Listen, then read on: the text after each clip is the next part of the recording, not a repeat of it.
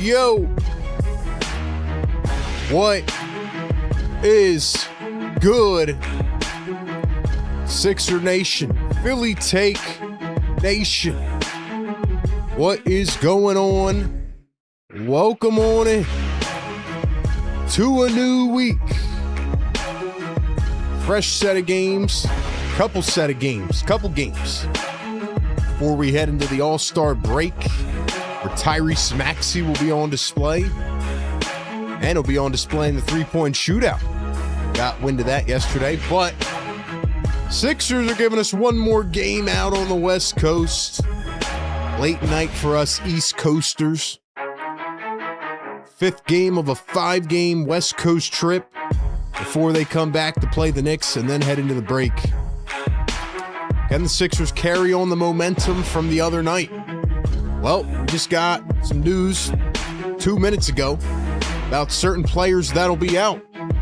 And one revelation, ladies and gentlemen, we're about to see your favorite player on the floor tonight. I'll talk about what I mean with that and everything else, man. Welcome on in. Happy Monday. You know what time it is, man. It is the Sixers Game Day Live Show, or Nighttime Live.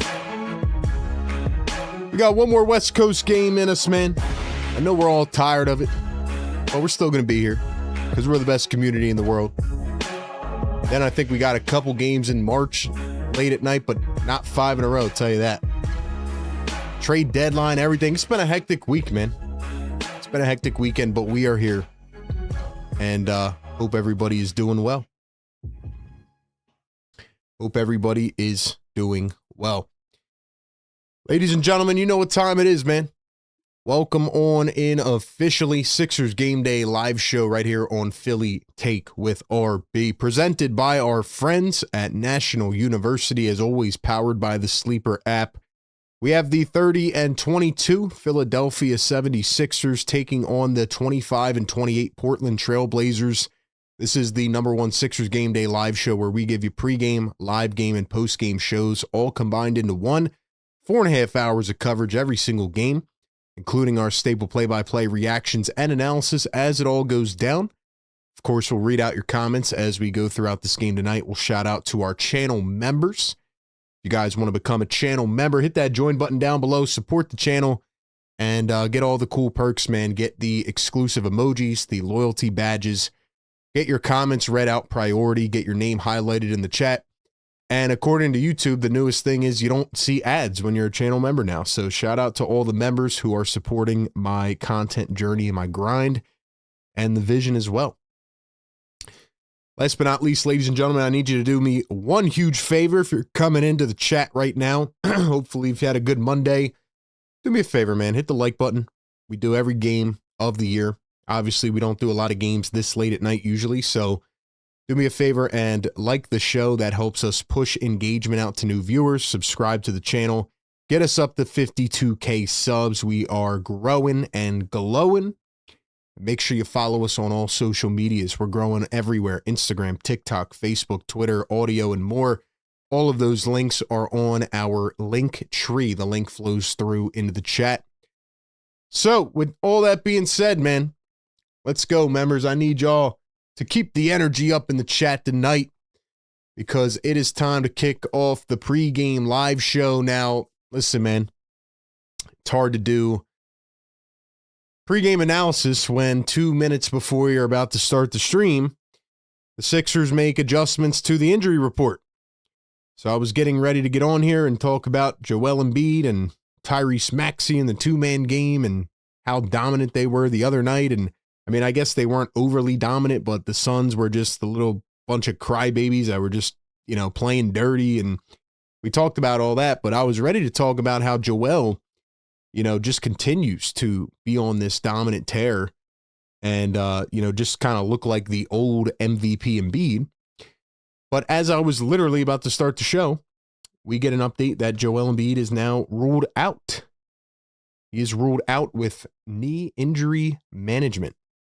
But not only is Joel Embiid out, not only is Joel going to miss tonight's game and keep us up, till 2 a.m. in the morning, Quentin Grimes is out with an illness. And also, Dominic Barlow is out with an illness. So I guess this is part 2 of the season where the illness goes around the locker room. I really, really hope that the others don't get it next. Whatever's going around, bunch of like nasty flus right now. The first thing that came to my mind was a couple years ago. I don't know if you guys remember this. I think it was the Hawks here. I think it was 2021 where Ben Simmons, was it Ben or Joel? One of them got sick right before the All-Star game and they both couldn't play or something like that. And yeah, it was just, it was a nightmare. It was a disaster. I mean, obviously now, I don't care if Tyrese Maxey plays in the All-Star game. I'd rather him not play in it. But I don't want the whole team to get sick again. So just a disaster to hear that. And on top of that, man, listen, bro, I promise you, I don't want to sit up here and say I told you so and pump my chest out. But there have been many people on Twitter arguing with me literally for the last 6 days now, 5 days, whatever, it's been 4 days. I've lost track of days. But they're like, you are crazy. Kyle Lowry will never step on the floor this season. Blah, blah, blah. Like, these people don't actually think. And I'm like, look, man, Tyrese Maxey's playing 40 minutes a game. Let's just say he goes down with a knee sprain or something, right? Or somebody else gets injured. Like, this team does not have a lot of depth right now. And what do you know? Couple days later, Quentin Grimes has an illness. Dominic Barlow has an illness. Next thing we know, the whole team will have it. So, ladies and gentlemen, I would like you to mentally brace yourself for the inevitable Kyle Lowry minutes. They're coming. You know they are, right? I mean, it's only the Sixers' way that 4 days after the deadline, the whole team gets sick, and now we have to watch Kyle Lowry. Now, I know what everybody's going to say. Oh, well, Trendon Watford is the backup point guard now, and yeah, he played good the other night. I don't think Trendon Watford can consistently play 30 minutes a game. I don't think he's there yet. And we don't have any other guards on the depth chart. So unless Nick Nurse is going to run Maxey 48 minutes tonight and VJ 48 minutes, guess what? It's coming. And I hate to say I told you so, but I did. And I'm going to laugh my butt off. And now the funny thing is that a couple hours ago on Twitter, the new rumor is that the Sixers are now looking and scrambling in the buyout market because Cam Thomas signed with the Milwaukee Bucks. Don't know if you saw that. If you didn't, well, there you go. Breaking news. Cam Thomas is on the Milwaukee Bucks. Mike Conley returned to the Timberwolves. So guess what? All the buyout candidates not coming to Philly. So the pipe dream is over. Now everybody wants to sign Lonzo Ball. That's the newest rumor. Sixers could sign Lonzo Ball. I don't want to go on a tangent, and I don't want to disrespect Lonzo Ball. But what we thought Lonzo was going to be in the NBA is very well past us. And if you've watched Lonzo Ball, and the funniest thing to me is everybody got mad when I said the Sixers should have kept Jared McCain. And they're like, oh, well, why would you get rid of who cares about getting rid of a guy that only averages 7 points a game? Well, check Lonzo Ball's stats and come back to me.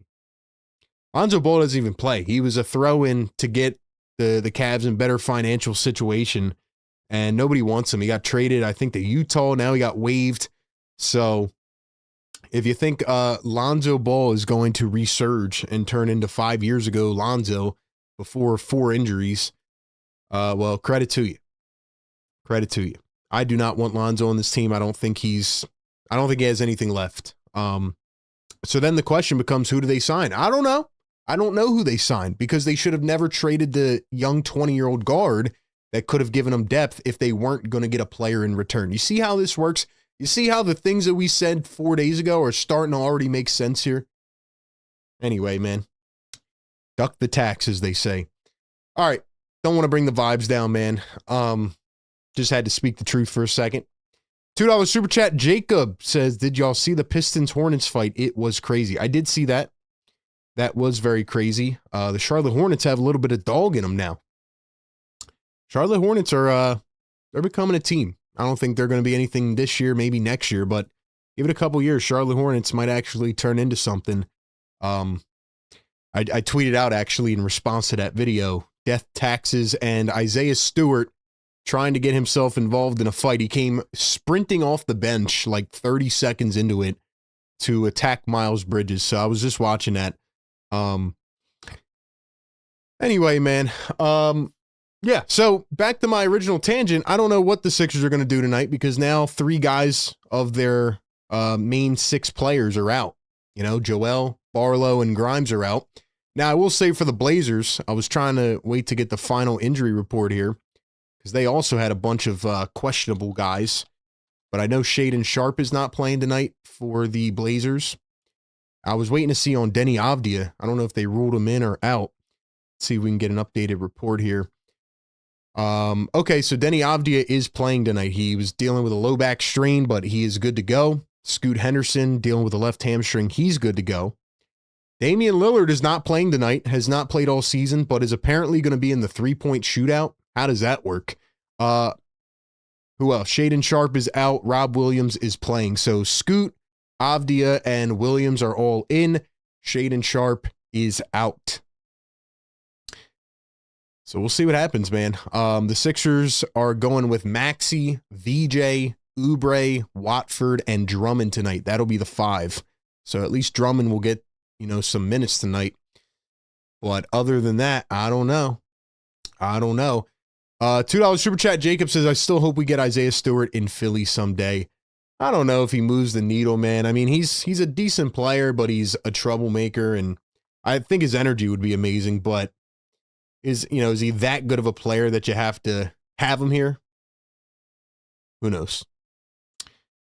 Anyway, that's really what I got. So, the Blazers can absolutely win games, ever since their coach did what he did. We're not going to open that can of worms, but they've actually been playing some inspired basketball this season.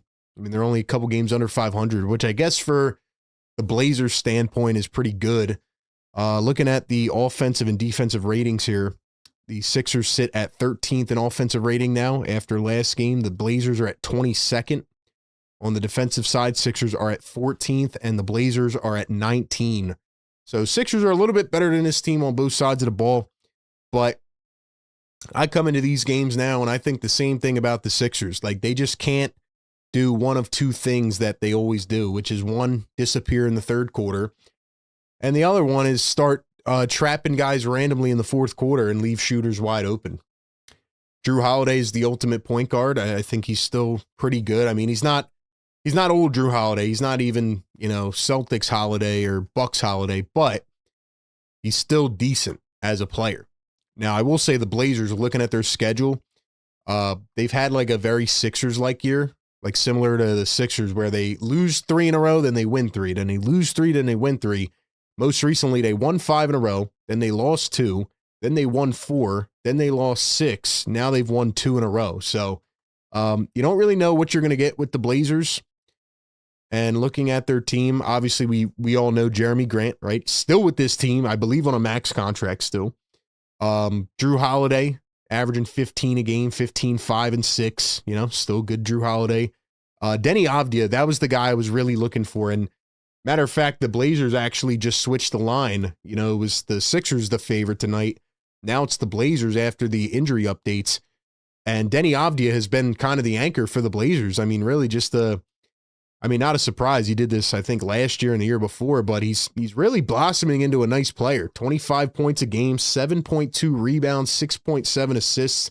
Now, he does have a lot of turnovers a game, but that's normal when you're probably not good enough to be a number one and you have a lot of high usage games. But the Blazers, to me, still have they have good players. Like Donovan Clingan, I was high on him coming out of UConn a couple years ago, averaging 11 and a half boards per game. Rob Williams, a nice shot blocker. Even Klingan's averaging 1.3 blocks a game. The Blazers, to me, and look, I'm not going to sit here and say I watch every Blazers game. They just kind of seem like you don't know what's going to happen that type of night. Kind of like the Sixers, they could win by 20 or they'll make it cardiac and, they should be winning by 50 and they lose by 1. So I don't know, man. That's really all I got on this game. But with Joel not playing, Maxey and VJ have to do their thing. That's pretty simple at this point. Maxey, I don't know if he can do it. I feel like he has dead legs right now. I feel like he's very tired lately. VJ, I feel like has to have 15 shots tonight. But those are kind of my thoughts on this game as we head in. But it's hard when three of your guys, especially Barlow, which I think will be a huge miss tonight on the glass. Drummond's got to have a big game. I mean, they kept you here. You know, you got to do your thing. So I don't know. And, you know, with three guys out, I mean, needless to say, Maxey is going to probably have to play 44 minutes tonight, which I do not like Maxey playing all these minutes. So anyway, give me your thoughts on this game. We will get to your predictions on the other side. You know, we'll get your score predictions, your player predictions, and all that stuff. But before we go ahead and do that, we got to give a shout out to our partners of today's show over at Sleeper. Ladies and gentlemen, go ahead and download the Sleeper app right now. Sign up, use code PhillyTake, get a 100% deposit match up to $100 on your first deposit. And as we talked about the other day, they are now introducing their prediction markets. You've probably heard a lot about those lately. It's really cool. Check it out. You know, you can predict certain things that are going to happen, not even in just the sports world, but in general. So definitely check it out. Check out their new prediction markets. And of course, go ahead and make the picks with us over on Sleeper. You can get a free $20 entry right when you sign up using the code PhillyTake. But let's go ahead and pull up our picks here, and let's see if we can make a few. We went 3 of 4 the last couple games, so we've kind of been on it. But let's see what we can do over here on the NBA app, or the NBA part of the app. Let's go to the Sixers game,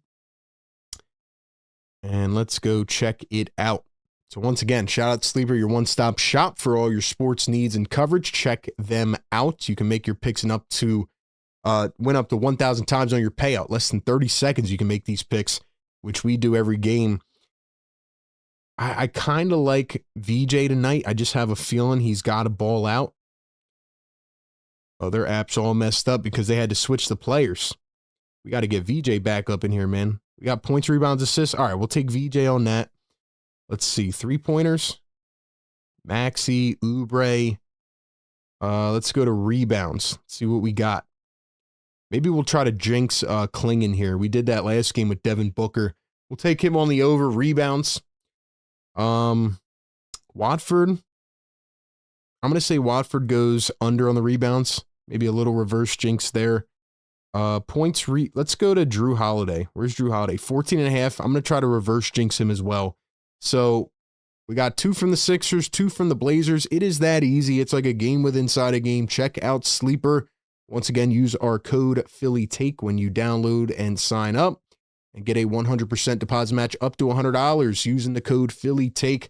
Terms and conditions apply. See Sleeper's terms of use for details. Operational in over 25 states. Check out Sleeper today, and please gamble responsibly. All right, we will check back at the halftime show.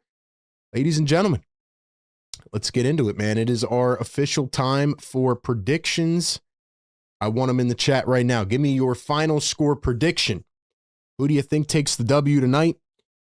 And how many points will the leading scorer have? Who will the leading scorer be? This one's a toss-up for me. I really don't know. Drop it in the chat right now. Final score prediction, who takes the W, and who the leading scorer will be, and how many points they will have.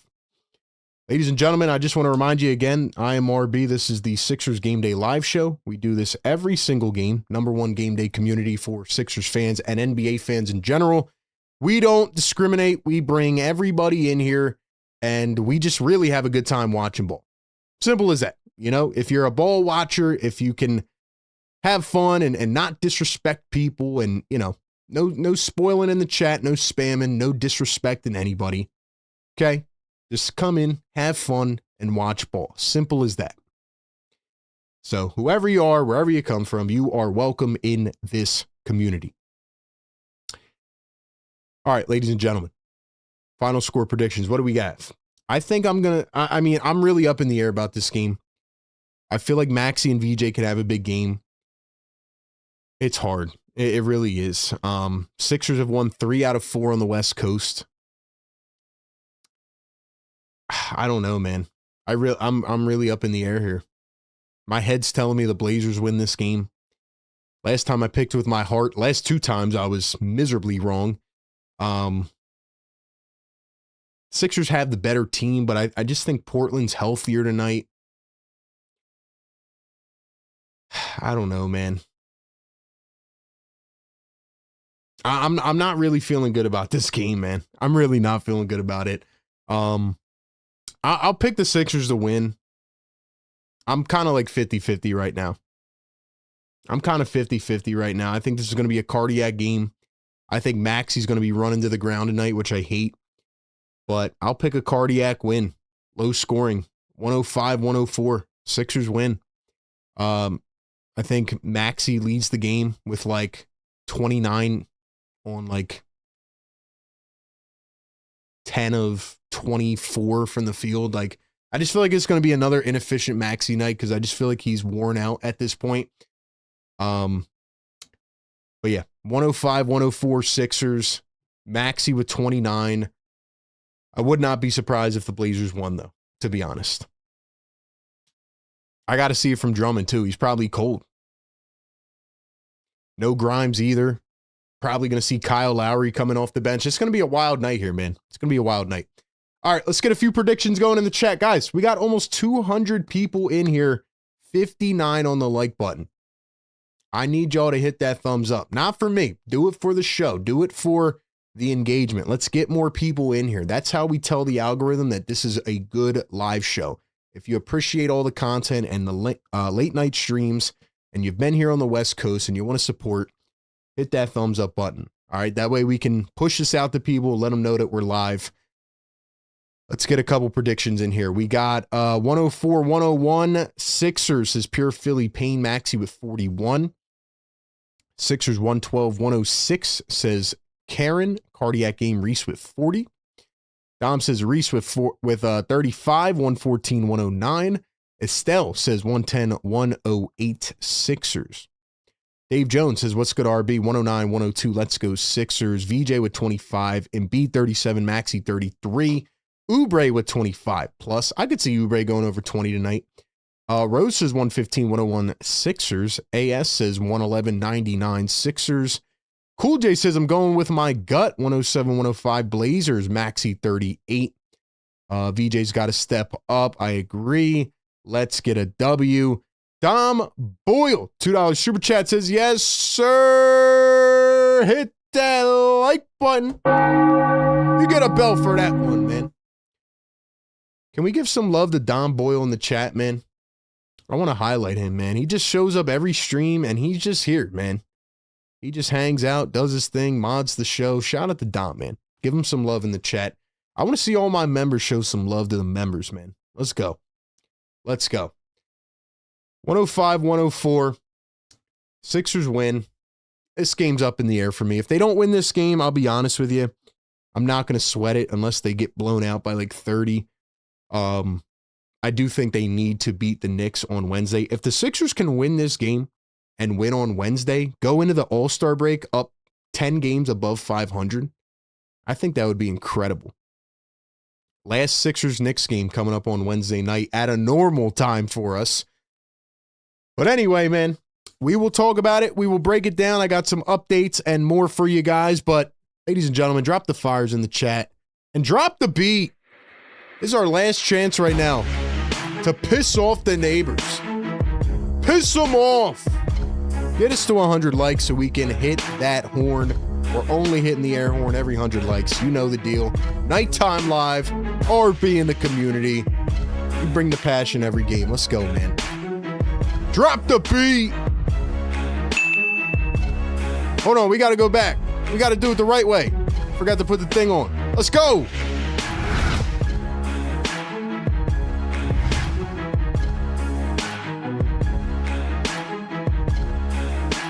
Yeah. Yeah.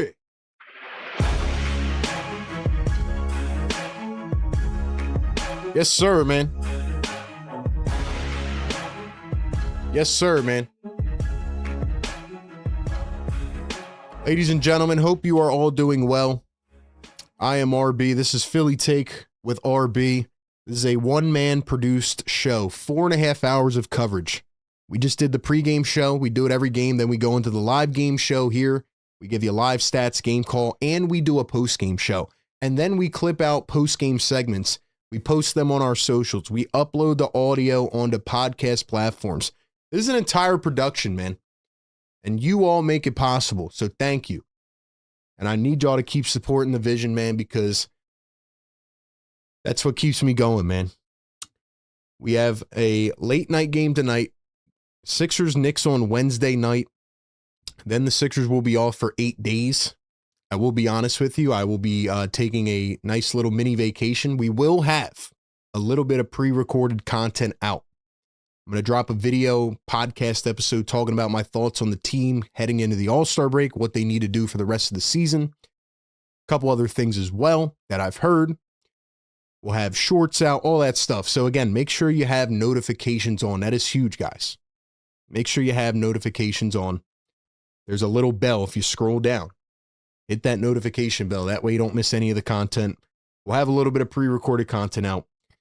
But looking forward to refreshing, getting away a little bit, and then we'll come back for the home stretch of the season, man. Looking forward to it. We'll be streaming a lot of games in the playoffs, not just the Sixers games. So make sure you tune in for those as well. And stay up with the content, man. Karen says, come on, Coach Nurse, let's have a good game tonight. Yeah, I mean, Nurse has to have a big game tonight. He's got to have a big game. Nurse has to really do a good job managing tonight because he's shorthanded. No Barlow, no Embiid, no Grimes. So, Estelle says, post-game show, I'll be sleeping. Listen, man, only the OGs stay up for the post-game. Post-games are fun, man. We get to just give our rants and get our frustrations off. $2 super chat, Bernard McCoy. What's up, my guy? Says, why not rest Maxey? He needs it, foolish. You know what, Bernard? I'm going to be honest with you here. I actually would not mind if they rested Maxey tonight. If the Sixers literally just posted this as a scheduled loss, like, all right, listen, we're just going to sit everybody. We're going to play the backups. Let Maxey get rests. I'd be cool with that. And again, if Maxey goes an inefficient game tonight and he doesn't play well, people are going to be all on his ass. Like, oh, look at how bad Maxey is. He can't lead the team. He can't do this and that. I still don't understand the whole like back and forth. Why can't we just like Maxey and Embiid as a tandem? I mean, those two together are playing unbelievable. But Maxey absolutely needs a rest. Because after Wednesday night, he's going to go to All-Star Weekend. And if y'all did not hear by now, Tyrese Maxey's also in the three-point shootout. So cool. Listen, man, like I said, I'm going to be away. I don't even think I'm going to watch the All-Star Weekend because the quality has just been not that good lately. Maybe I'll tap in and out. But Maxey's in the three-point shootout, and then he's playing in the All-Star game. I mean, cool. But, like, you need the rest, man. If I'm being completely honest, the NBA at this point should just say, look, you guys are all-stars. Here's a medallion. Here's a trophy. Like, here's a bonus on your paycheck. Like, go home and get rest. Here's a one-way ticket out to Cancun. Like, go rest for a few days. That's what they should do because, you know, the All-Star games are just not the same anymore. And it's because guys don't want to get injured, which I completely understand. But they need rest, man. I don't think Maxey's going to get a lot of it. Maybe a couple days, but anyway, that's where I'm at. Guys, 240 people in the chat. We need 10 more likes. Get us to 100. Get us to 100, man. Three-point shootout is so bad this year. They have Damian Lillard participating, which was a shock to everybody. And Lillard is coming back from a torn Achilles. Why is Damian Lillard participating with a torn Achilles? Why is Bobby Portis in the three-point shootout? To me, that just makes me uninterested, man. That makes me uninterested. Shazy says, I think they're resting him so he can be fully ready to drop 40 on the Knicks. I think they're just managing Joel for the long term. I'm not mad that they're sitting him tonight. I mean, as an NBA player, with the way he's looked too, like, yeah, he should be playing. But if this is the game they want to, you know, give him off, okay. Fine. Vincent says, disagree, they get a week off. Not everybody. Not Tyrese Maxey. Maxey will get about 3 days off because he's going to be in the three-point shootout. He's going to be in the All-Star game. And if you guys don't know, it's not just the All-Star game. You got to run around for an entire weekend. Like, there's so much media stuff that goes on behind the scenes. It's almost like you've ever had like a busy day where you just don't stop running around. It's like that for like 2 days straight. Then you play in the All-Star game. And with Maxi's case, you shoot the 3-point shootout, dunk contest. So there's a lot more that happens than just the game. So yeah, I'm a little concerned about Maxi. Somebody asked me on Instagram yesterday, they're like, what is your concern level with Tyrese Maxey and the minutes he's playing? I said, very high, very high. And then people think I'm just hating when I talk about this Jared McCain thing, but the Sixers thought it was a good idea to take Tyrese Maxey and VJ Edgecombe, who haven't looked that good lately, and give them more minutes. Not a good decision. And now the buyout candidates are flying off the market, and they have not replaced Jared McCain yet. Anyway, let's see. We got 260 people in here. Still don't have 100 likes. Hit the thumbs up. Couple housekeeping rules, ladies and gentlemen. No spamming in the chat, which means no repeating messages like 20 in a row. Nobody wants to see that. Gets annoying. No disrespecting anybody, including myself, in the chat. You will be timed out by the mods. And also, no spoiling the game. We are working on a custom scoreboard. Once I get back from the vacation, we should be able to finish it all up and hopefully have it for the rest of the season. But got to make some tweaks, so we'll see what happens. Shout out to everybody in the chat, all the members. Thank you for being here. We will read out as many comments as we can. Mods, do your thing. Get those links flowing. Make sure y'all hit the link tree. Follow us everywhere if you want to support us. And yeah, man, support our partners of the show and just everything, man. You guys make this a lot of fun. I will be honest and admit that I'm glad that this is the last late game. You know, given the other things I do, like covering the Eagles and Bleacher Report and all this stuff, the late games are definitely wearing on us a little bit, I will say. So, yeah, I'm excited to get back on a normal schedule, but can't complain. Can't complain. But I do believe Kyle Lowry will be playing tonight. Ladies and gentlemen, I want your instant reaction to that in the chat. What do you think about Kyle Lowry probably getting some minutes tonight? If he doesn't, then I'm wrong. But with Trendon Watford in the starting lineup, VJ Edgecombe and Maxey in the starting lineup, like, unless Nurse does a really, really good job of staggering these guys all game, I do think we're going to see Kyle Lowry. No Quentin Grimes tonight, no Barlow, no Embiid. Once again, for the Blazers, Scoot Henderson and Denny Avdia are available. They were previously questionable. Shaedon Sharpe is out, and Robert Williams is available. Matisse Thybulle is out on the injury report. He is no longer with the team. He got waived. Some people said to bring back Thybulle. I don't know. Maybe for defense, but who knows? Who knows? Shazy, what's going on, brother? Fire Take Goat in the chat. He says, my reaction is simply shaking my head. I hear you, brother. I agree. People think I'm joking about this stuff, bro. And then on Twitter a couple hours ago, they're trying to sell me on Lonzo Ball. And I'm like, have you guys watched Lonzo in a couple years? This is why the Sixers needed to get somebody back at the trade deadline. Come on, man. Like, this is the exact scenario that I was talking about during the trade deadline. Like, you can't have this stuff happening. And it's already happening. Like, everybody gets sick on the team. Kyle will be giving moral support from the bench. I hope he does stay on the bench, but I honestly think he's going to be playing. Busy says, I actually need him to play so it can be exposed of how thin we are. Honestly, I don't blame you there. Like, if it does happen, I'm going to be cracking up. And I'm going to say, listen, I try to tell y'all, man. Try to tell you. Thybulle would never get minutes if we signed him, says Shazy. Probably not. Probably not. And if the Sixers do sign somebody, right, like let's say they sign Lonzo Ball or somebody, then it's going to tell us even more that they knew they're thin at the point guard position and they need depth, which is going to expose it even more. All right, guys, we finally hit 100 likes. It is time to wake up the neighbors. Hit that yes, sir, in the chat. Yes, sir.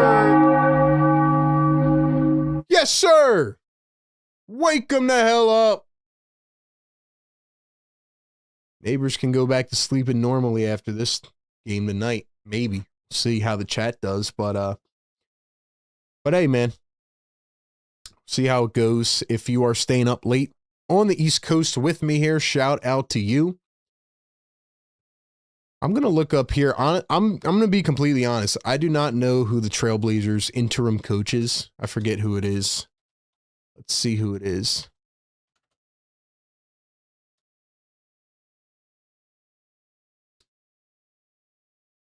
Tiago Splitter is the interim head coach. Wow, I did not know that. When was Tiago's last year in the league? Wow, that's crazy. He was actually with the 76ers. He played 8 games back in 2017. Wow. Sixers starting 5 tonight. Tyrese Maxey, VJ Edgecombe, Kelly Oubre, Trenton Watford, and Andre Drummond. For the Blazers, Drew Holiday, Denny Avdia, Tamani Kamara, Jeremy Grant, Donovan Clingan. They got to watch out for Kamara as well. Really good defender. I believe he was on the defense team last year, right? The all defense team. Let's see. He was the second team, all defense second team last year. Tamani Kamara averaging 12 points a game, 5 boards, 2 assists, 1 steal a game. Shooting 35% from 3. Jeremy Grant's actually their best 3-point shooter, 38%. But Drew Holiday is dangerous, man. Like I said, the Blazers remind me of the Sixers. Like, they can just heat up on a certain night, or some nights they'll look like the worst team ever.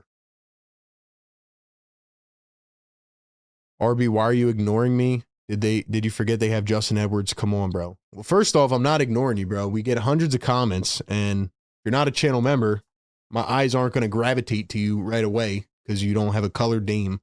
So that's number one. Number two, if you really think Justin Edwards is going to play 30 minutes a night, then you're crazy. Nick Nurse does not like Justin Edwards. He has fallen out of the rotation. He's played a little bit lately, but last game he played, what, like 7 minutes, 10 minutes most? And he didn't do anything. And Justin Edwards is not a backup point guard. So that answers that. The backup point guard on this team is Kyle Lowry. Blazers rocking the white jerseys tonight. Sixers are rocking. What are they rocking? The blue guys? All right, cool. They're just not going to show us.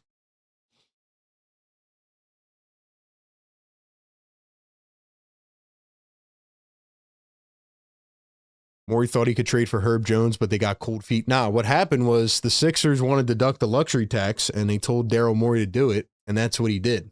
And then he had to come out and tell you all that he was going to make a trade, which makes no sense. But that's what happened. Sixers are rocking the blue jerseys tonight. Blazers rocking the white jerseys. Like I said, the Blazers, I guess, for their standard, have had a successful year. 25 and 28. Very capable team.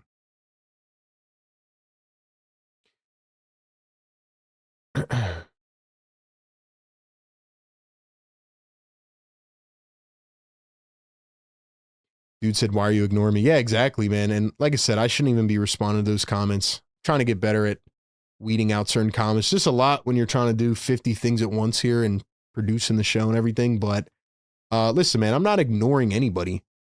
It's just hard to read 100 comments flying through at once. So just being honest with you. That's why some streamers don't even read any comments other than like members and super chats. I try to read as many as I can, but got to be able to call the game as well. I am excited to see Drummond play tonight, though. Blazers attempt 42 threes a game. Did I hear that right? Is that true? If so, I did not know that. Let me check here. You are correct, Don Boyle. They average 42 threes a game, which is third in the league behind Boston and Golden State. Let's see what their percentage is. Here's Denny Avdia. First bucket of the game goes right by Kelly, in for a 2. Like I said, Denny Avdia has been a sensation. What's their percentage? Blazers are... Wow, Blazers are dead last in three-point percentage. There's a fun fact for you. They average the third most per game, but they're dead last in shooting from long range. I didn't even look that up. Yeah, that's crazy. Why do they shoot so many threes? Watford backs them down. Nice little reverse lay for Watford. Here's Avdia. Runs, kicks, Kamara a three, and it's a chopper. Blazers lead by 3. Yeah, the Blazers look very hungry here to begin this game. Blazers look very hungry. Here's Tyrese Maxey guarded by, who is that? Oh, they got Kamara guarding Maxey? Drummond just got shoved out of bounds. This is going to be a foul. That's interesting. I guess it makes sense, right? Put Kamara on Maxey, no Embiid tonight. Jeremy Grant, man. How old is Jeremy Grant right now? How old is Jeremy? He's got to be getting up there, man. 31?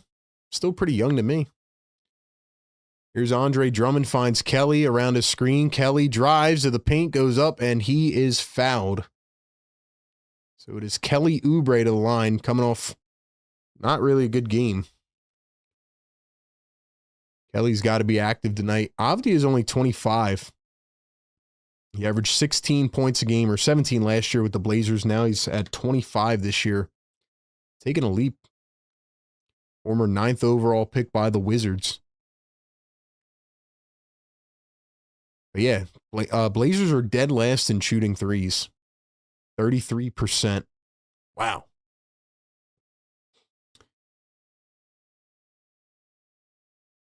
They're also 3rd to last in assists per game. They're 6th in rebounding, though, which is tough.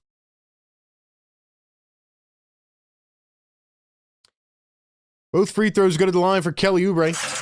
Kelly is guarding Avdia here to begin. Avdia dribbles by him again, kicks it out to Klingon. Klingon wide open for 3, and that is money. Coming out of the draft 2 years ago, I said one thing at the beginning. I said Stefan Castle and Donovan Klingon are going to be really good pros. There goes Trendon Watford again down the lane. Nice start for Trendon. He's got a nice little 4 points, 2 of 2 on his first 2 shots. Here's Avdia dribbling down the baseline, kicks it out to Klingon.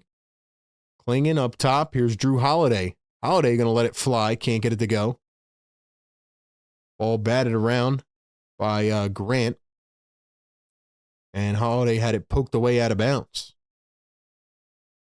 All right, guys, we got 320 people in the chat. Do me a favor. Get us up to 300 likes right now. Let's go, man. There's a 3-ball from Avdia. Left it short. Blazers get the offensive rebound. Here's Tamani Kamara. He's going to find Avdia again. Oh, he's got Oubre sliding. Avdia for 3. Left it short again. Blazers get another rebound.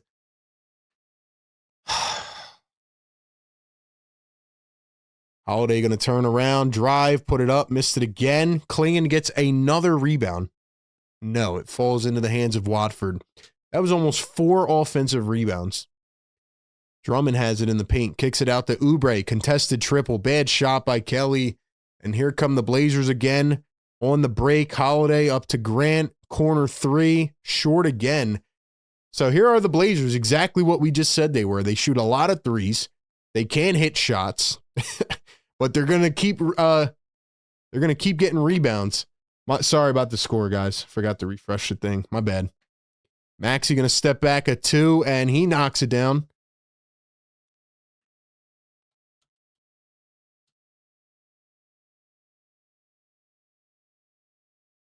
Here's Avdia around a screen, kicks it out. Jeremy Grant for 3, and that is money. Former Sixer, former process Sixer, Jeremy Grant. They're very far and few in between, but they still remain. Sixers have only taken 1 3-pointer. Blazers have already taken 7. DJ down the lane floats it up, missed the layup. Drummond trying to get the board. He cannot. Sixers look very lethargic here to begin. There's Jeremy Grant, drives the lane, onto the rim, goes up, and blows by Watford. That's where a guy like Dominic Barlow really would help tonight. I don't like the feel of this game so far, man. I really don't. Blazers are playing with a lot of hunger right now. Maxey steps back, finds Watford.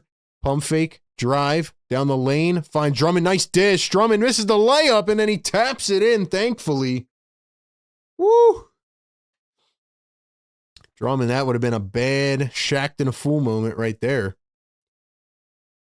Avdia down the lane, floats it up, and he is fouled. Avdia headed to the stripe for 2. Ladies and gentlemen, do me a favor. Drop the blue and red in the chat if you are a Sixers fan, of course. Let's get a roll call going in here. Welcome in Late Night with RB. Thank you for being here, man. I really appreciate it. Every single game you guys show up, and it makes this so much better. And I don't believe that any other community is doing it like you guys, so thank you. Avdia going to knock down the first. Here comes Scoot Henderson into the game.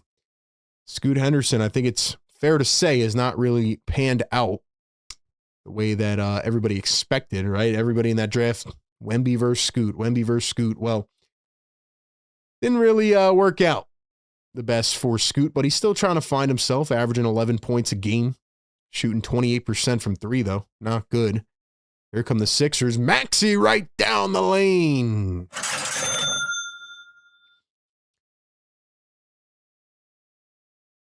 There's a 3-ball from Kamara, and he chops it. Oh, my gosh.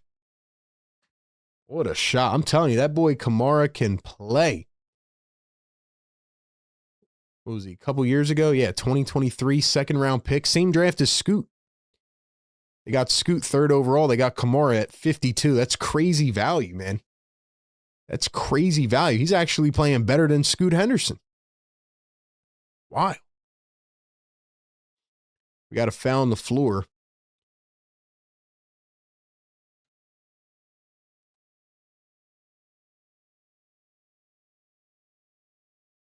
Wemby, Brandon Miller, Scoot, Amon Thompson, man. Maxey wants a 3 off the back iron. VJ, the offensive rebound, dumps to Drummond. Drummond under the rim against Klingon, goes up and gets it to go. Attaboy, Drum God. Attaboy. Let's go, Drummond. There's Jeremy Grant, guarded by Trendon Watford. Grant takes him to the left, drives baseline, kicks up to Klingon. Klingon. Ooh, Avdia moving nice off ball. Klingon couldn't find him with a clean dish, hit him on the foot. Goes out of bounds, Sixers ball. You guys are crushing it right now, man. We are almost halfway to 200. Drop that blue and red. Let's go, baby. Welcome on in, man. Thanks for being here. Sixers Game Day live show. I'm RB. We do this every game, presented by National University. Shout out to our great partners who make this possible. Well, so far, it's a 3-point game, which I do feel good about, given the way that it has looked, in my opinion, is Blazers are playing with a lot of energy right now. Sixers look like they were hungover from the Super Bowl. By the way, we didn't even talk about the Super Bowl, but I've come to the conclusion that the Super Bowl is only better when the Eagles are in it. Every time the Eagles are in it, it's an absolute movie. Yesterday, I was trying to stay awake in the third quarter. I'm eating all this food. I'm having fun, you know, throwing back a few. And I'm like, man, can we actually score a damn touchdown? Crazy, man. But yeah.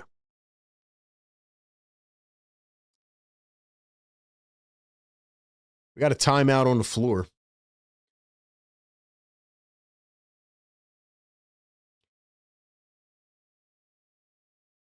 All right, let's get this out of the chat. Don't know what the point of that is. Excuse me. Shout out Karen in the chat. Shout out Busy B. What's going on, Busy B? Don Boyle, what's good? Pure Philly Pain. Shout out to the members in here. Shout out to the members. Drummond has played so little, he needs to ramp up again. Probably. He's got a couple rebounds so far, but he does look a little bit rusty. I do like how Trendon Watford's played this game so far. A couple nice drives. Sixers are not really shooting a lot of threes, though. Blazers are chucking them. Busy B says Super Bowl was boring, but the halftime show was fire. Halftime show was what everybody was anticipating because the game was so freaking boring. Like, I actually cheered when the first touchdown was scored because I'm like, finally something. Dom says, I like the Eagles video you put out. Shout out to Dom Boyle, man. This is why Dom is an MVP. He already watched the Eagles vid I put up today. A lot of bangers in that video, man. I dropped the nuggets in the videos. Got to check them out. Even if you're not an Eagles fan, you're an RB fan. Support what I do, man. Let's go. But yeah, man, I talked about how the Seahawks pretty much copied the Eagles formula to win the Super Bowl. That's what they did. But the game was very boring. Eagles would have won that game by 50 points yesterday. Seeing the Patriots lose brought joy to my heart. I agree. I agree. That boy Drake May looks scared. Not as much as Pat Mahomes did last year, but he was scared. He was terrified. Drummond, nice dish to Maxey. Maxey with the left hand. Scoops it up and in. What a dime by Drum God. Grant for 3, left it short. Justin Edwards is in for the first time. VJ, Edwards, Oubre, Drummond, and Maxey. So Watford, I guess, is going to handle that second unit as we all predicted. Don't know if they can do it the whole game, though. Blazers got the miss off the shot. Avdia goes to the rim, goes up. Looked like he was fouled. They did not call it. Oh, nice spin by Edwards, 3-on-1. Edwards drives, kicks to the corner a little bit late. Maxey drives in against contact, goes up, gets the foul. Let's go. See, those are like little things that you may not notice, but over time, over the years watching Tyrese Maxey, like the old Tyrese Maxey would not have drove that into someone's shoulder to get a foul. Now, usually they don't give him the foul anyway, but see, that's like the little IQ things that you pick up on over time as you watch players develop. We may not notice it as much because we watch Maxey every game, but like that's like just like a really high IQ little thing that he did there. And here comes a Dem Bona in for the first time, so Nurse is going to make the sub at a little past the halfway mark. So Bona will be in off the bench for Drummond. We'll see what the minutes look like. Sixers are very, very short on depth tonight. No Embiid, no Grimes, no Barlow. Let's go, guys. Get us up to 200 likes, man. We got plenty of people in here. Welcome into the show. Yeah, no Jabari Walker, busy. I don't know where Jabari's at. I don't even, like, did his contract get converted? Because he hasn't played in a couple games.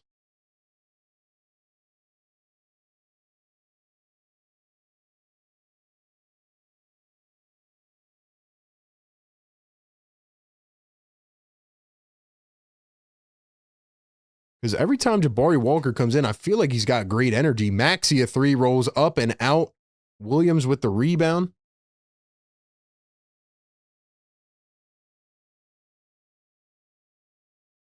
And there goes Scoot Henderson, blowing right by the big. Somebody let me know, did Jabari Walker get, like, did his contract get converted, or? I'm confused, man. DJ around a screen. He's going to pop a 3, left it short.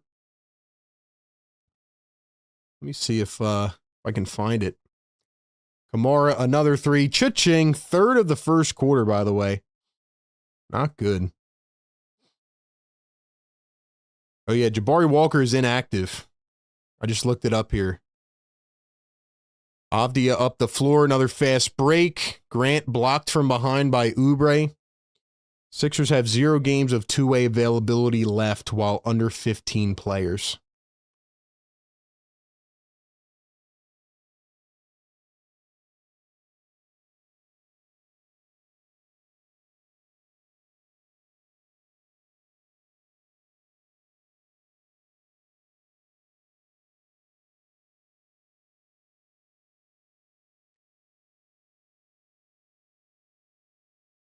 Jabari Walker, and this was his former team. And there's another 3 from the Blazers. That was, what, Scoot Henderson again?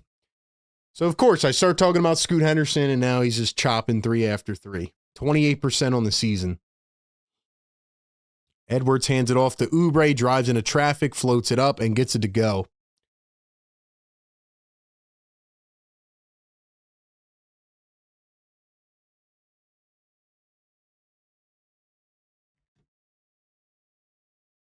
Kamara drives in, draws contact, gets it to go. Kamara now up to 11 points, 4 of 4. I'm just waiting for Kyle Lowry to come in.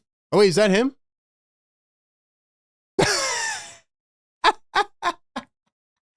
What do you know, man? What do you know?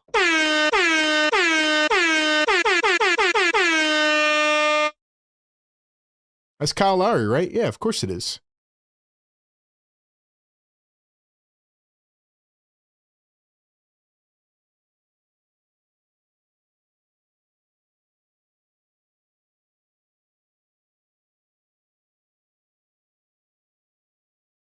Oubre steals it away, then he lost it. Maxey gets it, drives, scoops it up and in.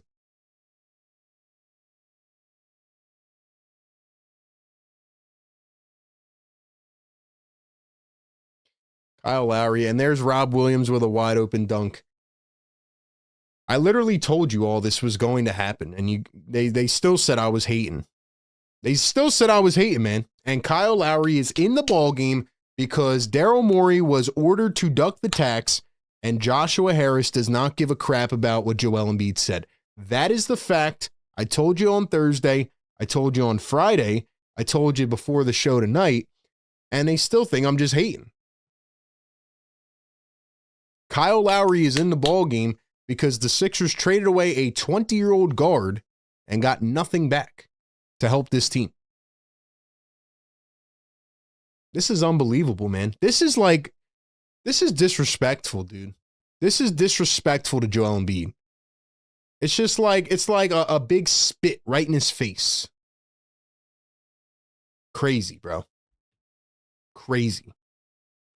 And that's a great point about Jabari Walker. Like, why is he not converted to a standard? Or are you saving the spot for Dwayne Dedman, who's 35 million years old? Who else is available? Anthony Tolliver? Let's just sign anybody, dude. Let's just sign whoever. Let's just pick up Lonzo Ball. Watch them try to gas up Lonzo Ball, who averages 4 points a game, even though McCain's better than Lonzo. Joel Embiid literally asked you, please upgrade the team.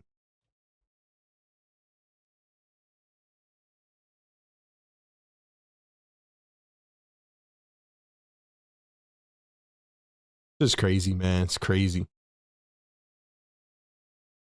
We got another fight tonight. Naz Reid and Muhammad Gay got ejected.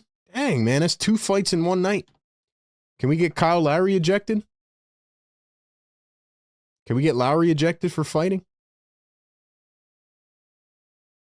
450 people in the chat. We only have 160 likes. Y'all are slacking right now. Let's go. Hit that thumbs up. Hit that sub button. Get us up to 200 likes, man. Welcome into the show. Sixers Game Day Live presented by National University. Trivia coming up in a few minutes.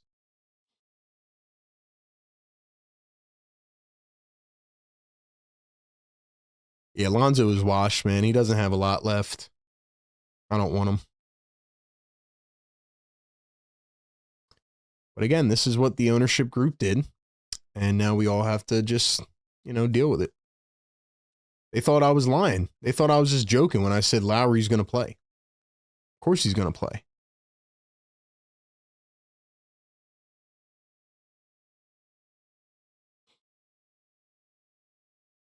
Joel needs to hit an A.J. Brown start online drama.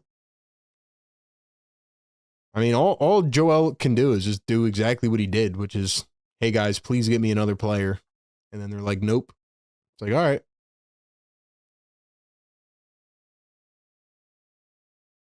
All right, here we go.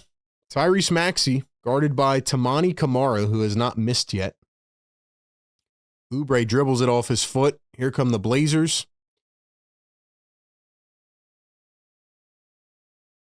Number 27, Vit Krejci, who just got traded to the Blazers. Pops a 3, and it got stuck. Got wedged between the rim and the backboard. So it's going to be a turnover. This is really crazy, though, that they got Kyle Lowry in this game, bro. It's insane.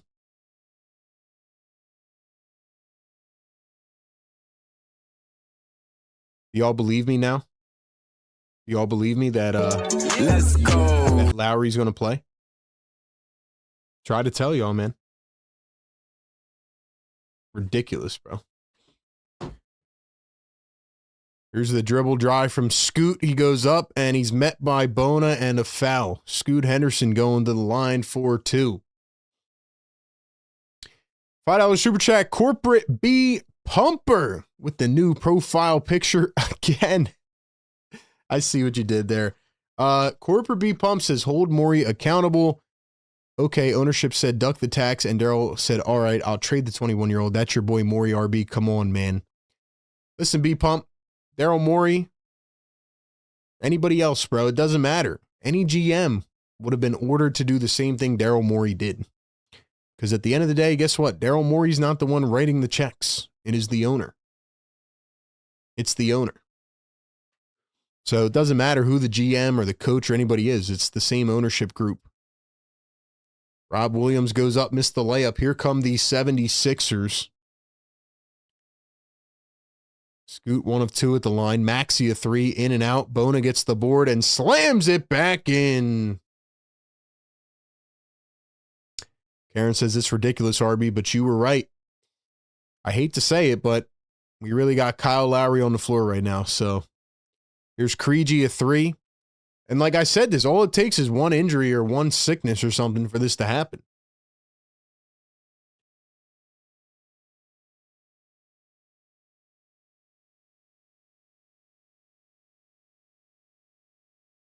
Here's Justin Edwards from the corner, drives downhill, kicks to Lowry. Lowry doesn't even look at the bucket. He's there just to pass. Maxey, oh, nice runner. Maxey threw it high up into the air, finger roll with the left.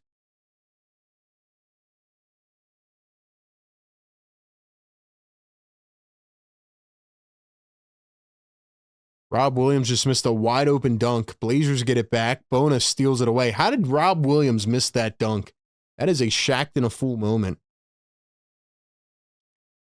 Oubre a 3, and that one is good. Sixers tied up at 29.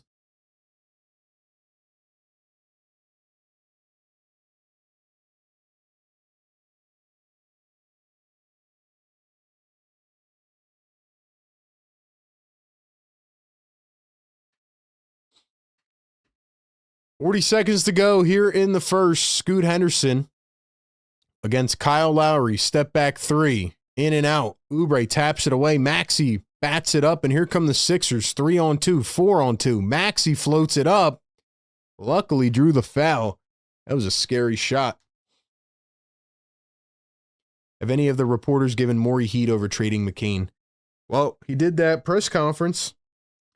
Did that presser on Friday. I did a reaction video to it. If you haven't checked it out, check it out. That's really all we heard from Daryl Morey. Also, I mean, Morey drafted a second-round pick in Janai Broom. That's where I can get on Morey right now. Drafted a second-round pick that can't even play. Maxey knocks down. You got other guys on other teams that were drafted later than Janai Broom, and they're actually contributing right now. I didn't understand that pick, really. Like, Broom was a good college player, but he doesn't fit what the Sixers need right now. Let's go, guys. We need 15 more likes. Get us to 200. Hit that thumbs up, man. Free throws good for Maxey. Sixers take the lead. Maxey now up to 14 in the first quarter. Big quarter out of Tyrese Maxey. Off to a really good start. Hopefully he can keep his energy alive because they're going to have to take him off the floor. Maxey played the entire first. Kyle Lowry steals away a pass from Holiday. Maxey has it now. Up the floor to Edwards. 3, 2, 1. Maxey for 3. Can't get it at the buzzer. Well, very interesting first quarter, man. But we are at the end. Sixers lead it by 2. Nice end of the first quarter there for this team. But very limited on depth. So we will see what they can do. But regardless, man, it is the end of the first quarter. You know what that means? It is time for Sixers Scholars Trivia, presented by National University. Ladies and gentlemen, every game, our Scholars Trivia question presented by NU. You know the drill, man. We will put the question in the chat first, and then we will say it. Whoever gets the most right at the end of the season wins a big prize. Last game, we did 2 questions, and the second question was worth 2 points. So now we're starting to up the ante a little bit, so you don't want to miss any of the questions. Okay, only one guess permitted in the chat. Here we go. The question is, back in the 2019-2020 season, which Sixers player hit a game-winning 3 against the Blazers with 0.4 seconds to lift the Sixers to a W? Back in the 2019 season, which Sixers player hit a game-winning 3 with 0.4 seconds left to lift the Sixers to a W over the Blazers? Give you all a nice 30 seconds on the clock, then we will go to the chat. We got a lot of answers in the chat already. Sheesh. Let's go, chat. Let's go, chat. You guys are on it tonight. Stakes are getting raised now. People trying to get back in this thing, man. People are trying to get back in this thing.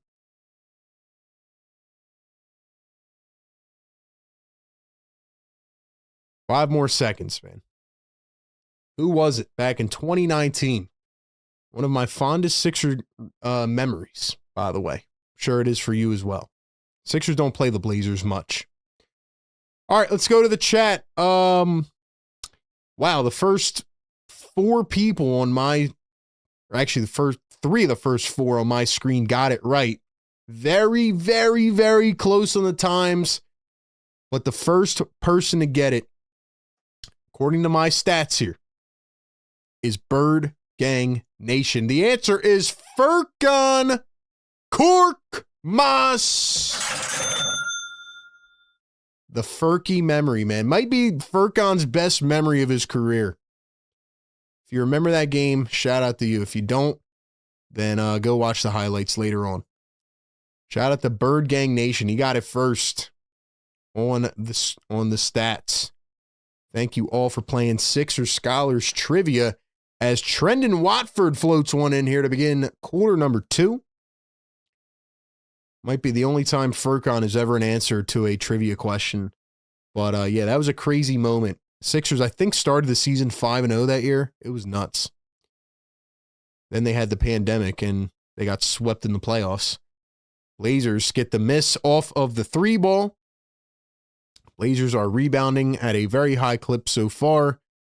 Ball is poked away out of bounds. So in for the Blazers is Blake Wesley, number 1, and Sidi Kissoko, number 91.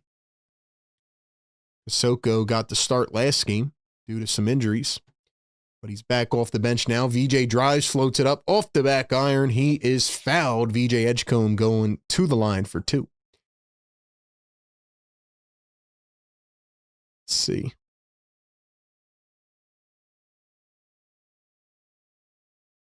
A lot of good guesses in the chat, but yeah, Furkan was the correct answer. First to get it was Bird Gang Nation, who, by the way, let's go update the tracker here. Bird Gang Nation is now tied for second with 5. So Bird Gang Nation, congrats, man, making a push. Lou World still with a comfy lead, but he is, Bird Gang Nation is starting to creep up. Cable's still sitting there, hasn't got one in a while at second. Free throw's good for VJ. Drummond's back in the game. There's Avdia, going to pull up a 3. That one is short. Drummond tried to get the board, couldn't get it. And they're going to say it stays with the Blazers. Sixers do not like the call. Let's go, guys. We need 6 more likes. Get us to 200, man. Help push this show around for the late night grind. There's a 3 from Portland, and that one drops. So it is Donovan Clingan really working on that shot this year. The big man out of UConn, 2-time national champ. There's VJ Edgecombe. Somebody just hit the hardwood. That was Kyle Lowry, got sent to the ground by Kissoko. It's going to be the first one on Kissoko.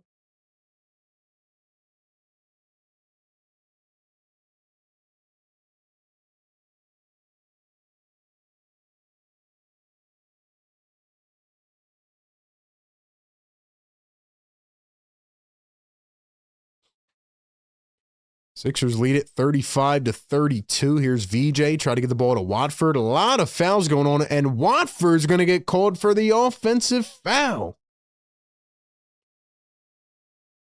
Wesley got the best of them there.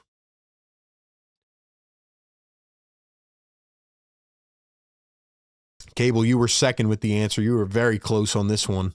Drummond met him at the rim. Nice block by Drum God. Here come the Sixers. Watford to Edwards. Spots up for three, and it's good. Let's go, man.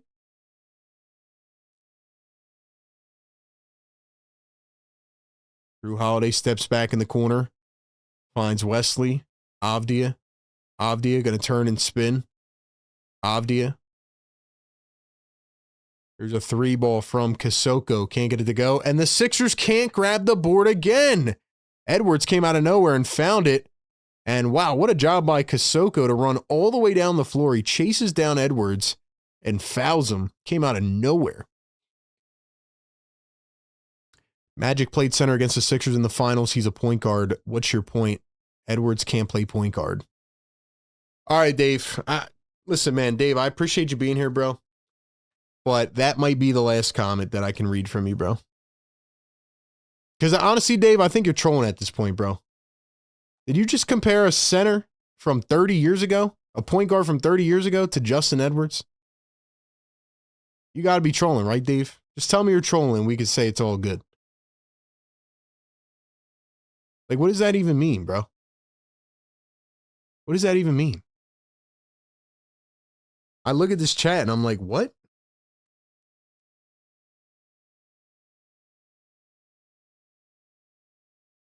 Edwards knocks down at the line. Sixers on an 18-3 run.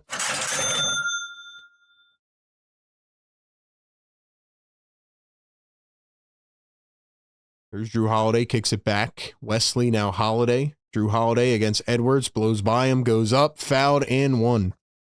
Drew Holiday going to the line for another. Some of y'all can't be serious, though, man. For real. Guys, we got 440 people in the chat. We need 2 more likes. Get us to 200, man. Let's go. I need everybody. Hit that thumbs up. Subscribe to the channel. Yeah, I miss Drew Holiday, man. I miss Drew. Such a good player, bro. Just should have never got rid of him. VJ driving downhill against Wesley. Steps back. Got the midi. VJ.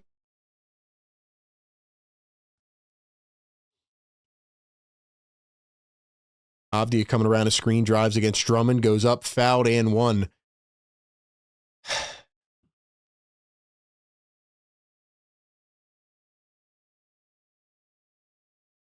I don't know what to say, man. I don't, because Barlow's not playing, and that means it's Watford and Drummond in the paint against just slashers, and dude, the Sixers just can't guard anything, man.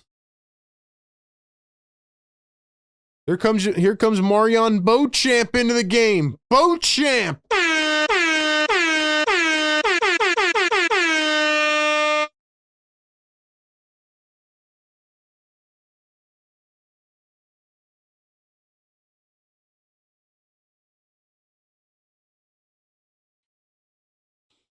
I don't know why they didn't just give Maxey a night off at this point.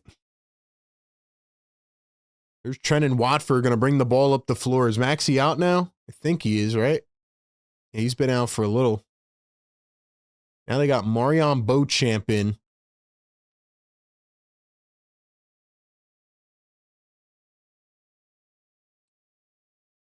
Because he said, see, I had to talk smack. Exactly. That's what we do. That's what we do. We got to just talk smack. Like, I'm about to start talking smack on Drummond. Sixers only have 4 turnovers in this first half. Here's Drew Holiday. Holiday kicks it back, clinging over Drummond for 3. Cha-ching. Sixers do not like to guard the perimeter, and they also do not know how to stay in front of a drive to the rim. Watford going to find Kelly Oubre. Kelly dribbles, drives. Kelly goes up against Avdia, knocks it down. He elbowed him in the nose. They did not call a foul, thankfully. Actually, he's grabbing his ear saying, yo, I got hit.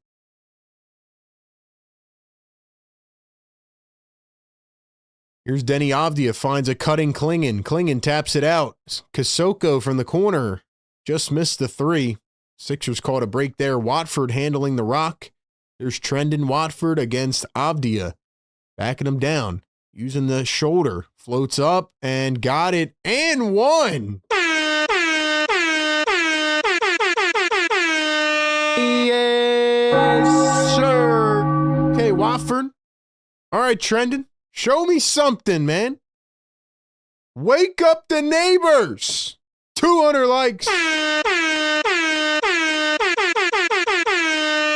Yes, sir. He's on fire. Wake him up.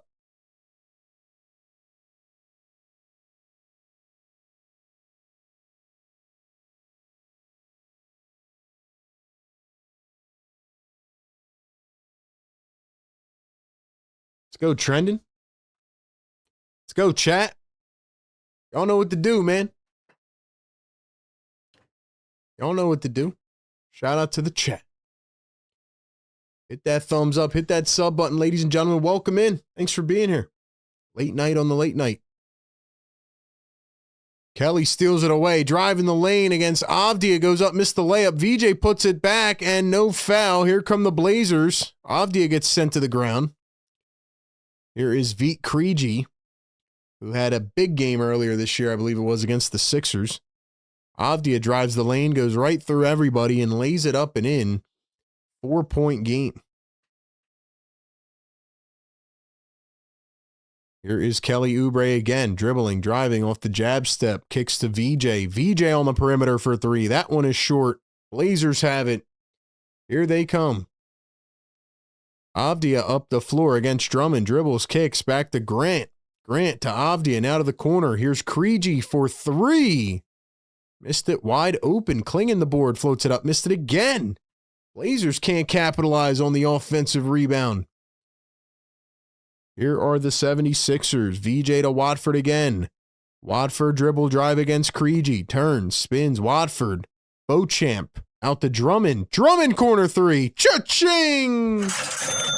All I had to do was say that I was going to start talking smack about Drummond. And he knocks down the three. Three ball from Portland. That one is short. Let's go, Drum. Somebody in the chat said 2 threes for Drummond tonight. Let's do it. Here's Watford at the wing. Coming around a screen. Watford dribbling, driving, baseline. Watford out to VJ. VJ for three. It's good! He's on fire! Let's go! Woo! 3J. Edgecombe. Edgecombe. Drop the 3Js in the chat, man. VJ is on fire. Sixers on fire right now. Let's go. Drop the fires in the chat. We're heating up, baby. Speaking of fire, before we get back into it, I got to tell you guys about the most fire VPN in the game. It is Surfshark VPN. You guys ever worried when you're searching online that your data could be exposed, your privacy, your safety, all your personal information? If so, you got to check out the Surfshark VPN. Surfshark allows you to virtually travel the world, browse privately, and encrypt your internet activity, blocking ads and malware that get in your way and more.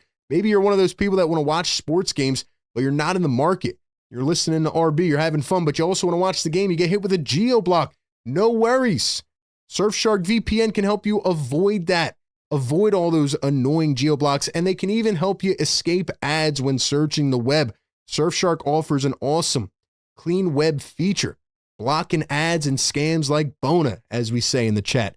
Trackers, malware, and more when you're connected to the VPN. It lets you surf the web ad and tracker free, and it keeps you safe online. Last but not least, they have so many cool features, but I love their email scam checker, designed to help protect you from phishing attacks, email scams, manipulation, suspicious content, and more.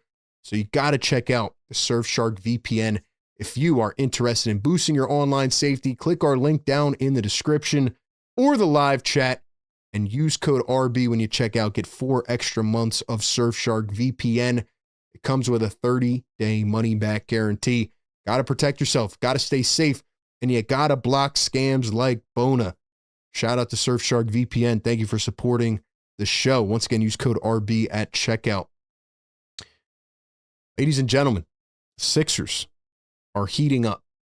I don't want to get confident or comfortable because, as we all know, the 76ers third quarter is on the way. And we know what happens in the third quarter. Sixers stop playing basketball in the third quarter. But right now they're playing well. Very good second quarter. 22-14 it is. I don't know what the run is right now. Let me see if I could check that. But Marion Beauchamp getting minutes. Kyle Lowry getting minutes. If the Sixers could win this game, man, it would be a huge, huge steal. Sixers had an 18-3 run in the beginning of the second quarter. Then they have an 11-2 run in the last couple minutes. Let's go, man. Let's go, ladies and gentlemen. Hit that thumbs up, man. 5:53 to go here in the second. Jeremy Grant getting trapped by Drummond. 10 on the shot clock. Here's the drive kick into the hands of Kamara for 3. He misses his first one of the game. What a board by Andre Drummond.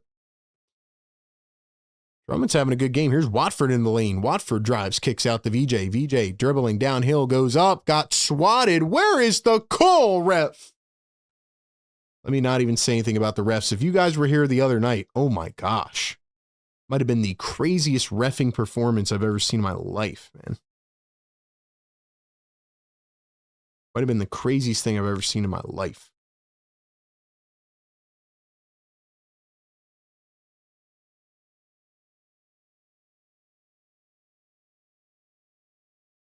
Here is Vit Krejci downhill, turns, spins back to Henderson. Scoot, driving, steps back, poked away. Beauchamp.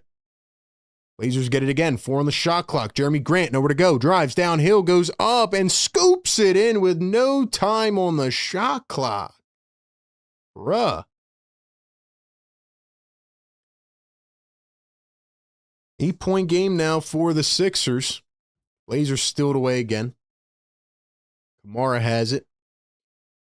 Here come the Portland Trail Blazers. Kamara into contact, out to Krejci, back to Kamara, pops for 3 and hits.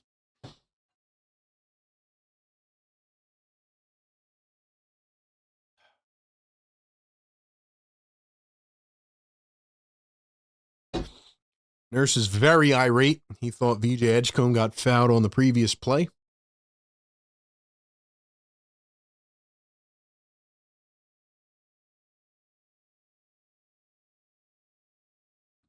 Oh, man. I'm telling you guys right now, this is going to be a cardiac game. Sixers did a good job the other night, but they're going to make this one. They made that game cardiac at the end, too. They're going to make this one cardiac as well. Don Boyle gifting a Philly Take membership. Drop the MVPs in the chat. Drop the MVPs in the chat for Dom Boyle. Members, I want to see you, man. Oh, my gosh. Sixers have one more game after tonight on Wednesday night. That'll be at a normal time for us East Coasters, and then the All-Star break will be here. How do we feel? What do we think? What do we think? What do we think?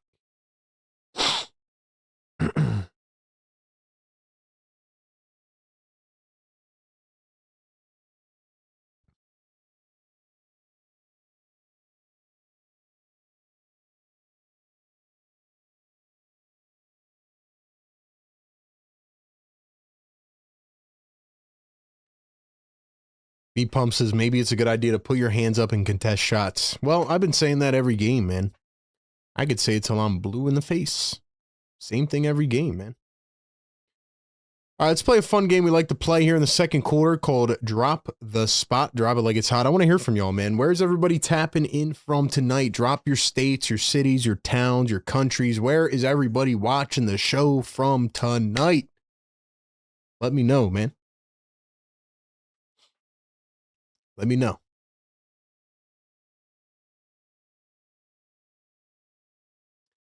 Where is everybody watching the show?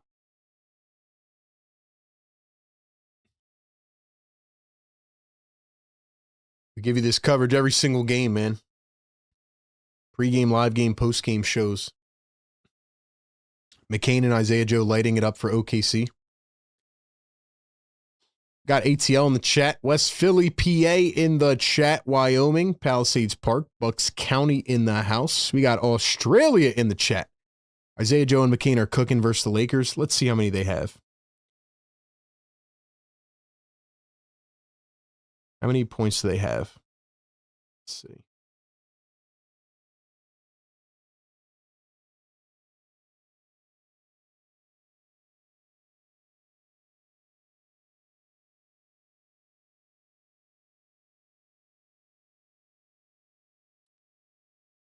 Jared McCain has 7 points off the bench in 7 minutes. Isaiah Joe has 16 points in 14 minutes.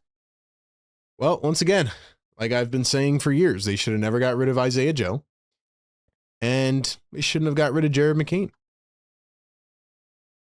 Here's Tyrese Maxey with the rock. Maxey going to find Edwards, back to Maxey. Maxey going to find Kelly Oubre. Oubre up to Maxey. 3 on the shot clock. Back to Oubre. Hot potato. Oubre for 3. Cha-ching! Big shot. We got Upper Darby in the house. We got Seattle in the chat. Brewery Town, North Philly. Great Game Channel. Watch from the Philippines. Let's go. Shout out to the Filipino viewers. Rob Williams dribbling into defense. Williams against Bona. Nowhere to go. Nowhere to go. Pivoting. 3 on the shot clock. Scoot against Edwards. Floats it up. And he's fouled by Justin Edwards. Germany in the chat. We got New York, Missouri. What else we got? Walt Whitman in the house. Ambler, PA. Vlad gifting a Philly Tag membership. Let's go. South Carolina in the chat. UK in the building. Shout out to everybody, man. We got Easton, PA in the building. Longtime Sixers fan listening from South Beach. Let's go. We got everybody in the house, man. Larry from Lansdowne. Appreciate y'all dropping it like it's hot, man.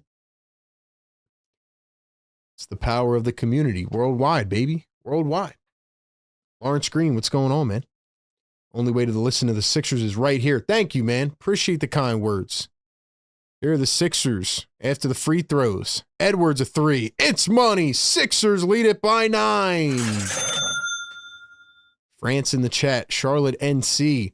Maxey steals it away. Maxey oops it up. Beauchamp missed the alley-oop layup.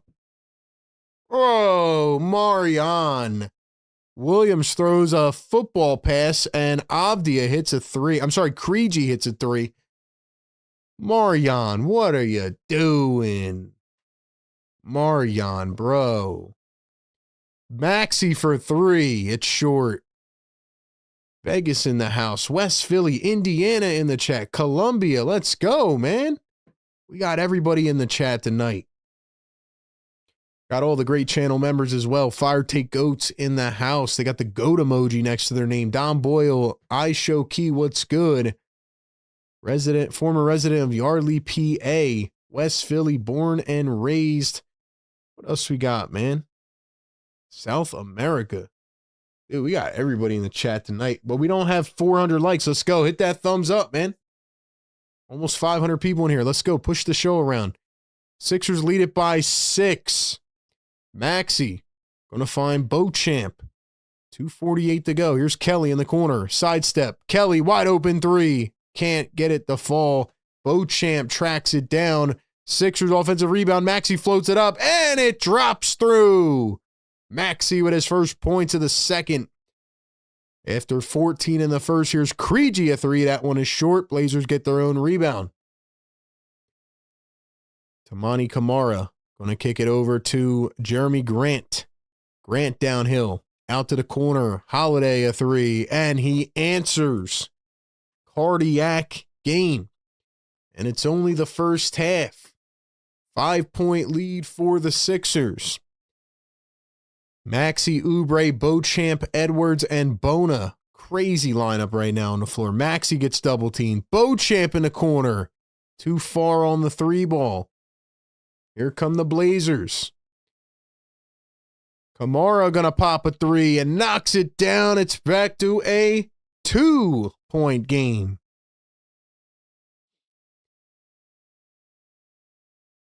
Maxey up top. Maxey coming around his screen. He's got Krejci on him. 10 seconds on the shot clock. Edwards dribbling, drives, spins, back to Maxey.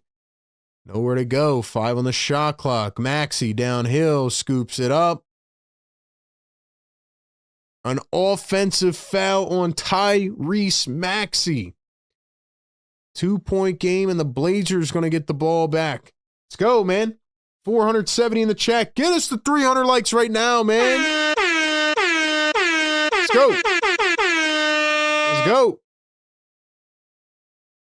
Every time we get up by 10, they cut it back to 5. I agree, man. It's the Sixers team right now, and down a lot of players. It's going to be hard to win this game. Williams turns, kicks it out. Here's a three from Grant, and he hits it. The Blazers are back on top. This is why I said before the game, man, I'm 50-50 with this game. Sixers leaving them wide open from 3. Here's VJ over to Kelly. Kelly behind the back, crossover, dribble, drive. Kelly to the rim, goes up. And he was fouled by Grant.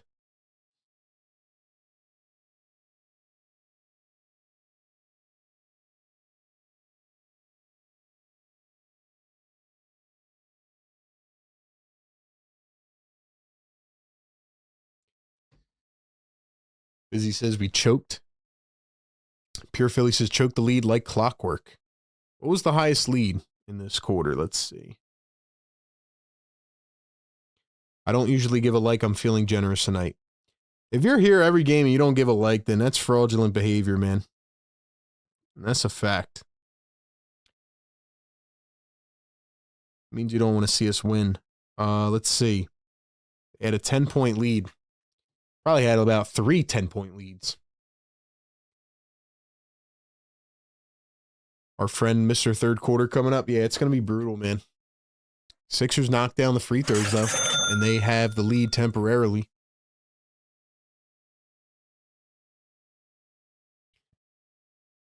$40 seconds to go here in the first half. Drew Holiday with the rock against Maxey. Drives and kicks. 3-ball. No good for Grant. VJ trying to get the board. He cannot. Dude, Drew Holiday would be such a good point guard for Maxey to learn from. He'd be really good. So far, it's Maxey and Oubre leading the way, though. Trendon, I feel like, should have a few more shots. I mean, he's doing a really good job as the backup point. Kamara. Here's Jeremy Grant. Grant going to find Avdia. Avdia against Edwards. Dribbles, drives, spins. Avdia steps back. Nowhere to go. Williams couldn't tap it in. 19 seconds to go. Sixers all the way up the floor. Kelly. Ooh, the double clutch dunk. Nice bucket for Kelly Oubre. Having a really good first half. 3-point lead for Philly. 10 seconds to go. Here's Denny Avdia against Justin Edwards. Drives, turns. Maxey almost stole it away. They call a foul.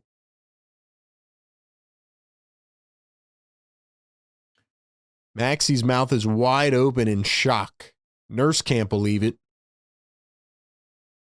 Nurse almost did that meme like when they fall to their knees. Nurse almost fell to his knees with how shocked he was.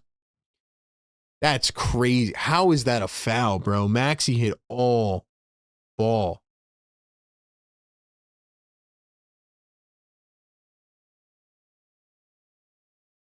Wow.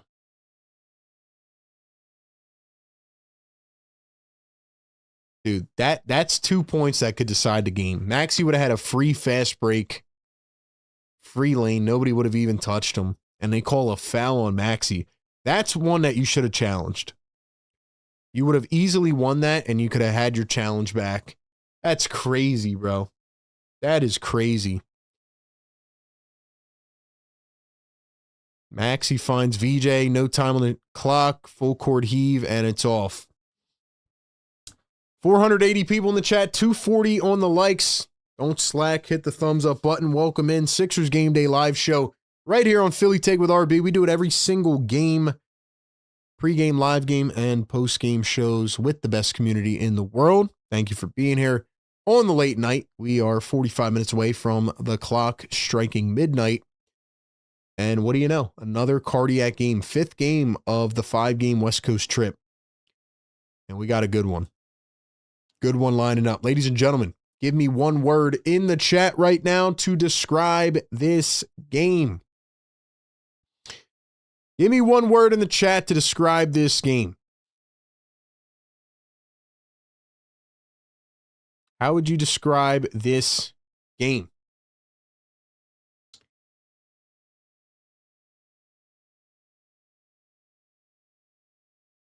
Drop the words in the chat. Let's get the vocab wizards going, man.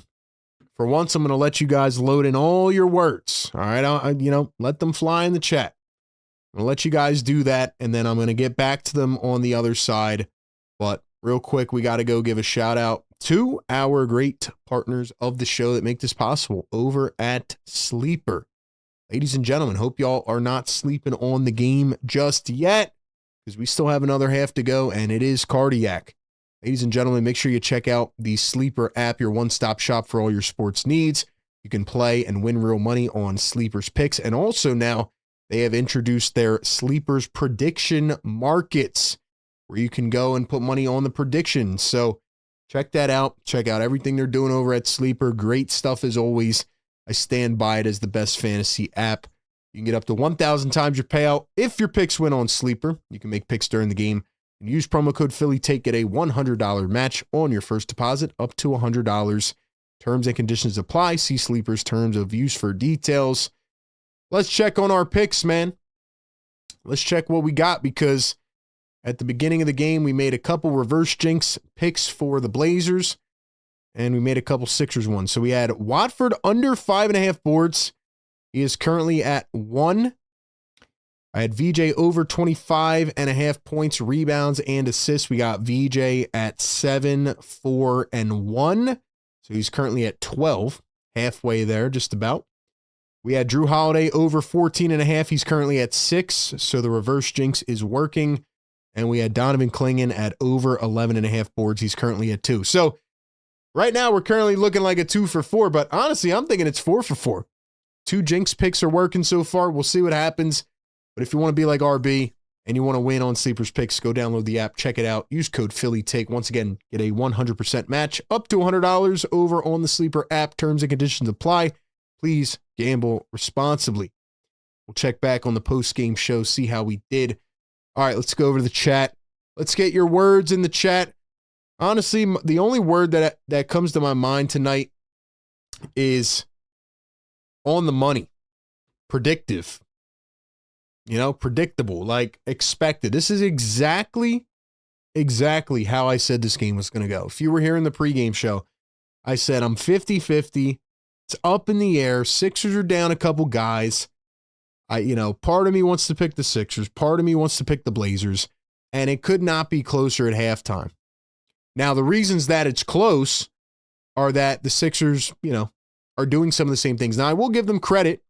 They're going deep into the bench tonight, guys that have not played a lot, and they're playing some decent minutes. So I give them some credit. But I do think it's going to be very hard to win this game if they don't make a few adjustments, which we will talk about. Let's see what the words in the chat are. We have flabbergasted. Why are you flabbergasted about this game? How does that apply? I want to know. Let's see. B Squad, sloppiness. Roller coaster, good word. What do we have? Scrappy. Infuriating. Guardless. Underwhelming. Yeah, one word. Kyle Lowry. No, I'm just kidding. Max Payne. Short-handed. Cardiac. Expected. What else we got, man? Befuddled.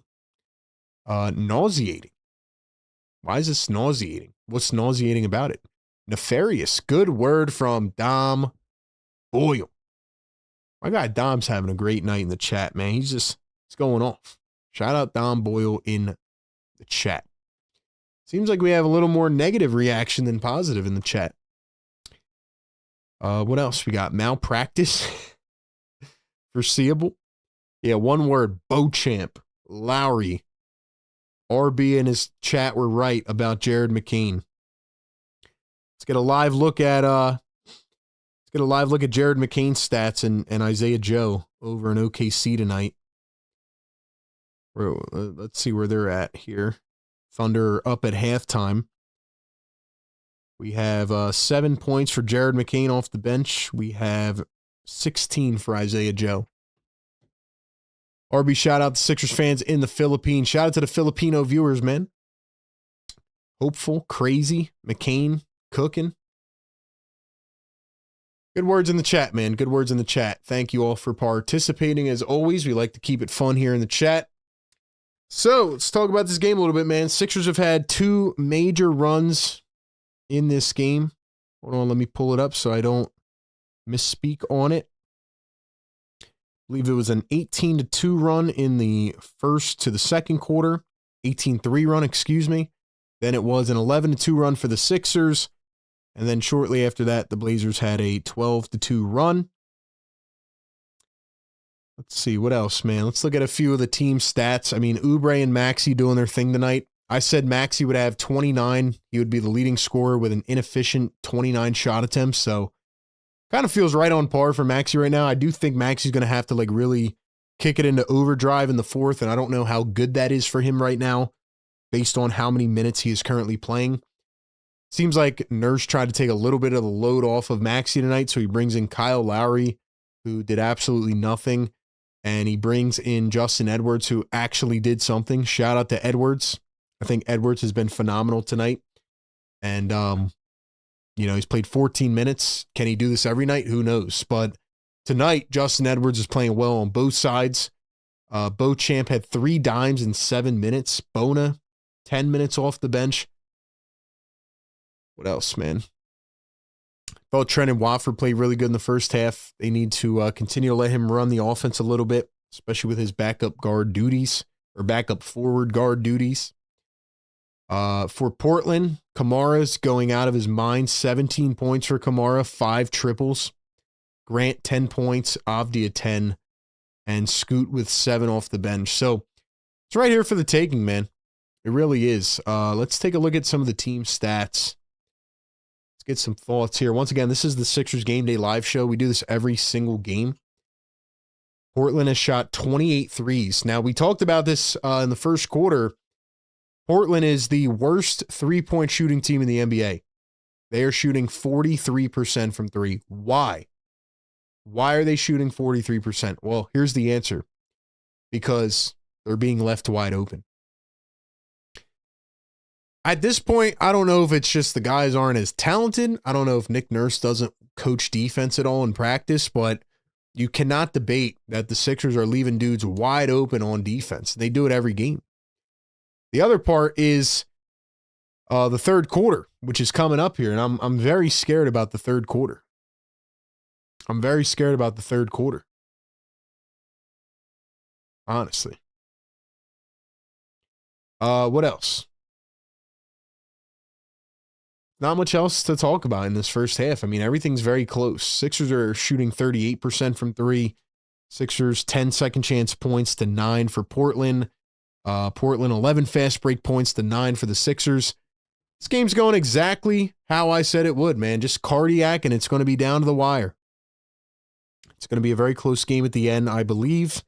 Sixers only have 7 turnovers, so they're taking care of the ball well, like usual. But the third quarter is what they need to survive. And I'm a little bit worried as we get into the second half about whether or not Maxey can keep up this level of production. I mean, he's done a really good job tonight. A couple nice teardroppers, finger rolls with the left hand. But you can see, right? Maxey had 14 in the first quarter, and he only had 2 in the second quarter. Now, he only played 5 minutes in the second, right? Nurse is going to probably have to leave him out there a chunk of minutes most of the second half. But I don't know. Can that work? You know what I mean? Can he do that? I don't know. We'll see. We'll see. The contribution from Edwards and Watford have been great, though. Once again, guys, make sure you hit our link tree pinned in the chat. Follow us everywhere. Hit the like button. I don't know why a bunch of you are in here and do not hit the thumbs up button. It just helps promote the show and push it out to more people. So do that. Subscribe to the channel. It is the late night on the late night game day live or nighttime live show with your boy RB. Will the 76ers get the win tonight? I think it would be a huge opportunity to pull in a win. I think they need it, but if they don't get it, I can't really blame them without Joel, Quinton, and Barlow. So we'll see what happens, man. We'll see what happens, man. What comes next? What comes next? 400 people in the chat. Thank you for being here, man. Take a few minute break here, and then we'll get ready for the second half. Halftime live coming up. Don't go anywhere.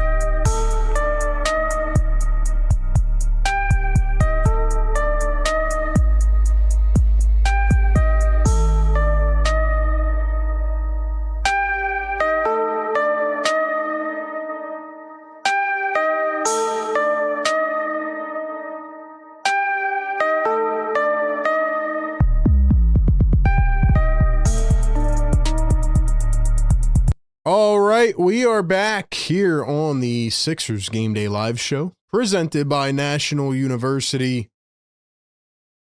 Who will get the W? Who will get the W?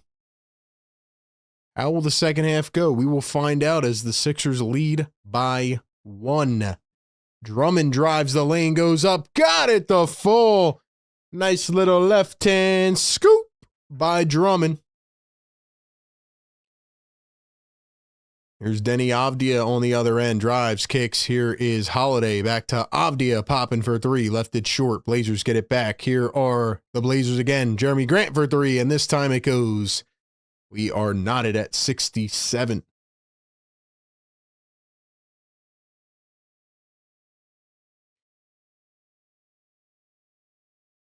Here's VJ Edgecombe going to pop a 3. That one is short. Great job, mods. Appreciate y'all, man. Always holding it down in the chat. Here's Klingon. Going to hand it off to Avdia. And we got a foul on the floor. It's going to be on Trendon Watford. So Watford's going to pick up number 3 here in the third quarter. Keep it clean in the chat and don't disrespect anybody, man, or the mods will get you up out of here. Game tied at 67. Here is Holiday, the drive, the kick. Holiday goes up, blocked by VJ. Klingon tapped it out. Here's Avdia, wide open 3, and it's money again.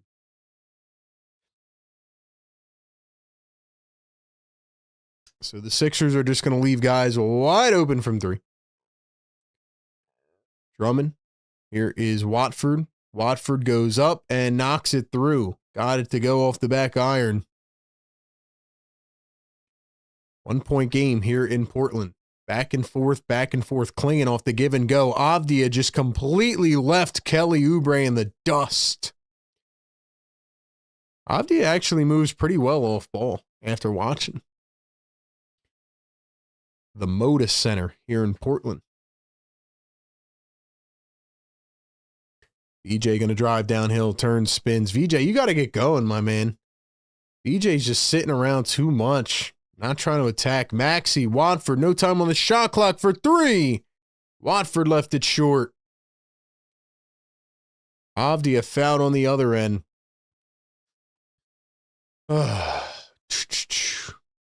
Evan in the chat. What's up, Evan?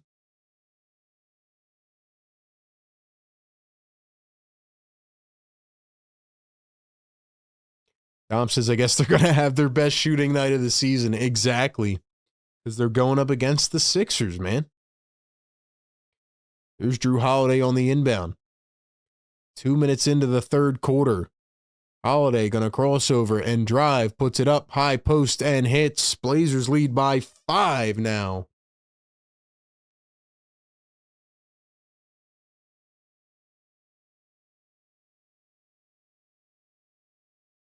Maxey drive, try to draw the foul on Kamara. It's knocked away. And they're going to say it's out on the Blazers. Blazers want a challenge. They want a review.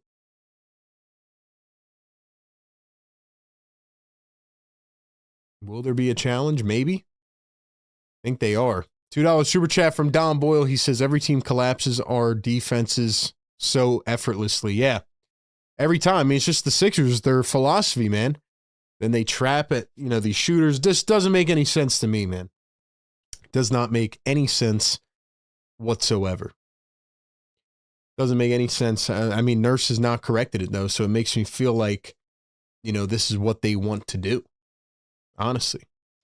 All right, let's get the chat rolling a little bit, man. I feel like people have the halftime hangover. Some might have went to sleep, but appreciate y'all being in here late night, man. Let's try to award an MVP of the chat. Give you all the next 45 to 60 seconds. Let's see who can drop the most comments in the chat. Get the engagement rolling a little bit. Let's go, man.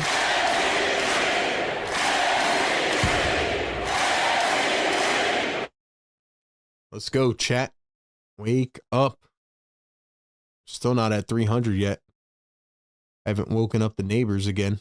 They're probably dead asleep by now. Jared McCain and Isaiah Joe with a combined 20 points right now for OKC.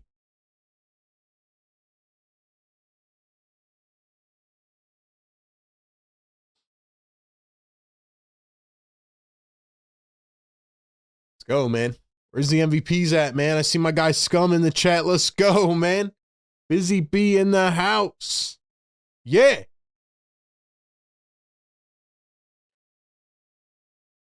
What's the quarter? 10-4. Sixers have scored 4 points in the third so far. Got Busy B in the chat as always. Don Boyle holding it down. Scum's in the chat. What else we got up in here, man? I hear you, though. I mean, it's a Monday night. People are probably catching up on the Z's. Probably still hungover from the Super Bowl. But RB in the community, yeah, we're here. We're here, man. We don't miss. We don't miss games. Let's go, man. And we're going to be live right after for the post game as well.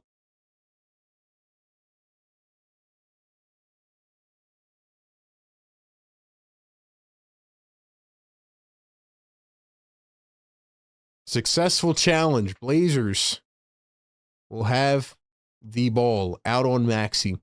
All right. Time is up. Shout out to the MVPs in the chat. Thank y'all for being here. Sixers got to wake up, bro. They have to wake up right now.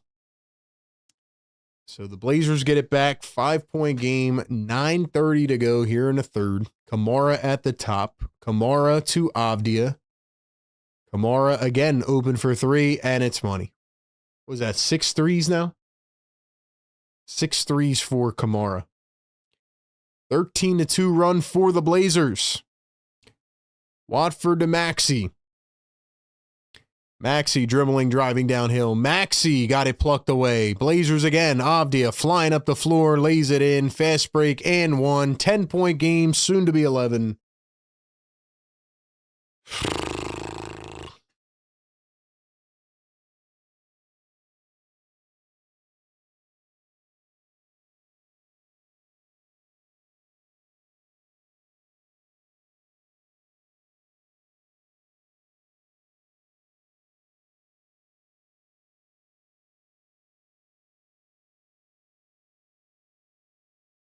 Free throw is missed, but the Blazers get it back and nobody guards him. And he hits a three. Oh my gosh, bro. That should be a play where Nick Nurse in film session tomorrow. Maxey shoots a deep three and answers. Okay. Took a little bit of the edge off there, but that should be a play that Nick Nurse puts up in film session tomorrow and makes him watch it 20 times in a row. That is just inexcusable effort. I don't care who you are. Avdia floats it up, and Drummond gets posterized by Klingon, and then almost steps on Maxey. Bro, I said I wouldn't get mad if they lost this game because Embiid and everybody's out, but like, the effort is inexcusable. VJ misses a three. What is up with VJ, man? Kamara gonna shoot a three, and it's money again. That's 7 threes. Are you gonna guard the guy? Nurse, who you yelling at, bro? Who you yelling at, Nurse? You better not be yelling at the damn ref. You better be yelling at your damn players.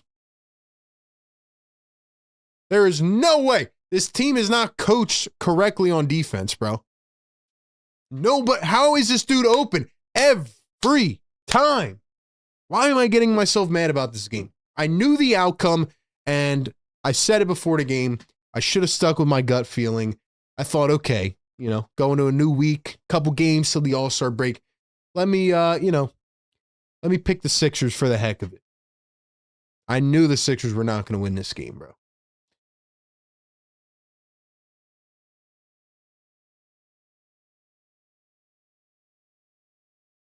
Blazers are the worst three-point shooting team in the NBA.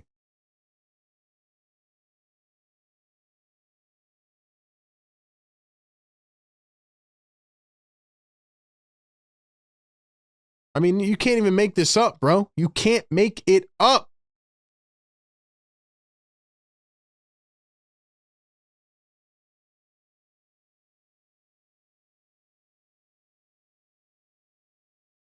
What are they shooting tonight? Where are they at now, tonight? 50%.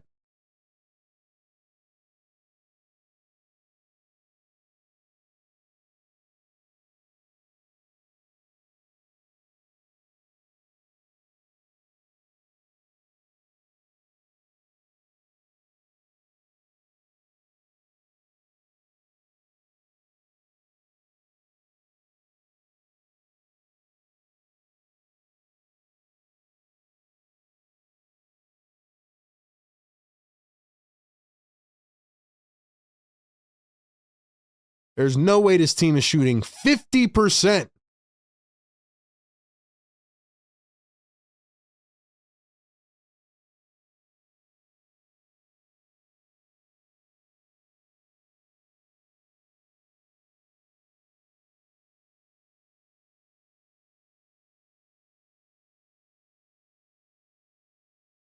%, dog. 50. It's embarrassing, bro.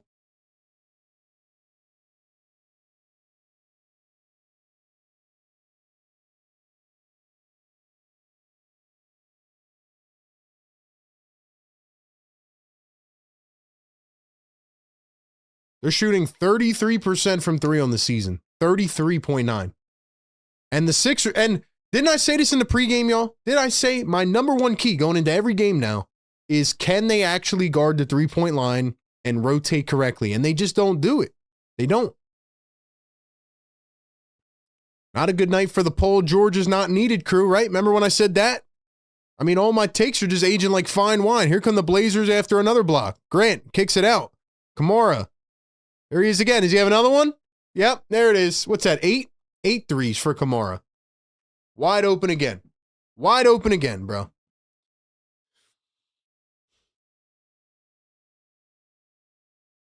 Not a good night for the Sixers. Don't need Paul George crew. Tell you that. Oh, great. Here's Kyle Lowry back in the game. That'll help things. Edwards to the rim, goes up, and he's fouled. At this point, man, they should just take Maxey out and rest him for the rest of the game.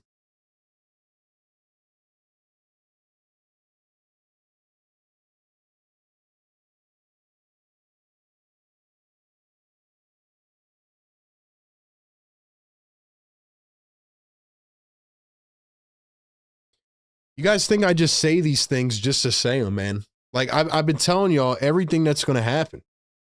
They need Paul George on defense, man. And on top of that, this guy, Tamani Kamara's got 8 threes in the third quarter. 8 threes for Tamani Kamara. What's Tamani Kamara's career high?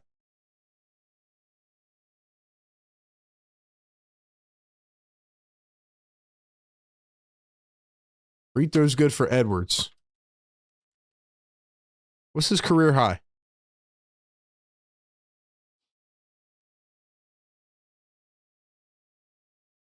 Tamani Kamara career high is 25 points. He's already surpassed that tonight in the third quarter. Holiday clinging, floats it up. Nobody goes for the rebound. Blazers get it back. Avdia fouled. So he already has his most points in a game with 26 right now. He just broke his career high. And what's his most threes in a game?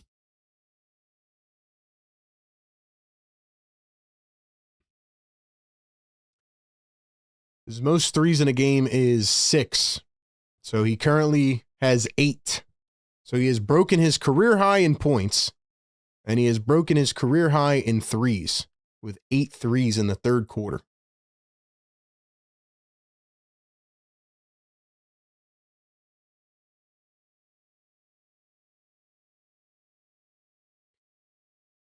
Free throws good for Portland. They lead it by 18 points. Here is Tyrese Maxey. 6:40 to go here in the third quarter. Maxey dribbles up to an open 3. Can't knock it down.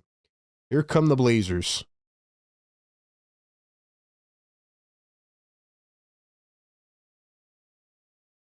Here's Tamani Kamara again. Kicks it off to Henderson for 3. That one is short. Edwards taps it. Maxey has it.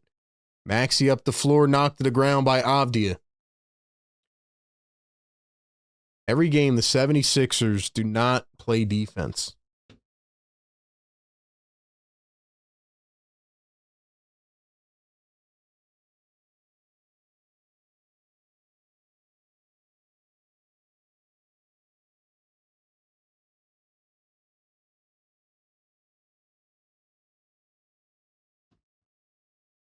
Drummond going to find Tyrese Maxey. Maxey against Kamara. Oubre guarded by Grant. Oubre downhill, drives into the paint, turns, spins, floats it up, and he can't knock it down.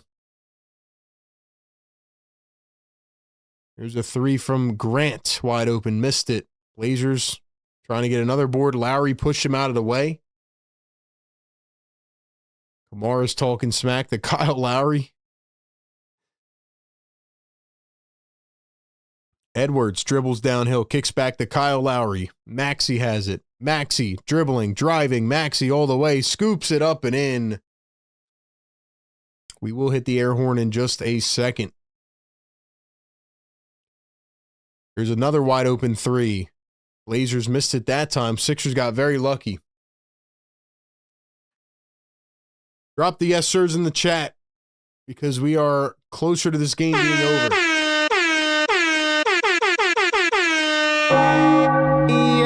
Wake them the hell up and play defense. Tell the neighbors to play some damn defense, man. This is ridiculous, man. Told y'all, this team can, the Blazers are a wild card, man. Don't know what you're going to get. Oubre stuffed at the rim. Here come the Blazers again. Scoot up the floor and Klingon. Nobody's even back on defense.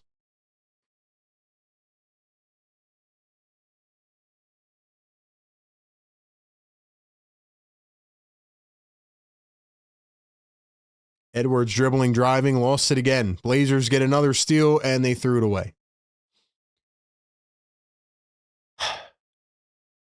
I told myself, though, I'm not even going to get mad at this game if they lose, as long as they don't get embarrassed, and they're getting embarrassed. Nick Nurse does not coach defense. He doesn't. His team is so out of position all the time, and then they leave guys wide open on the perimeter. And now I'm watching his team disappear in the third quarter again, bro. And I'm watching Kyle Lowry, man. It's 32-11 in the third? 32-11? The Sixers might be the worst third quarter team of all time. I remember I did a stat thing on it earlier this year. I don't think they're down just due to the more points per game nowadays, but they're really bad. And there goes Jeremy Grant for another wide open layup. Timeout, 20-point game. This team should be embarrassed right now, man.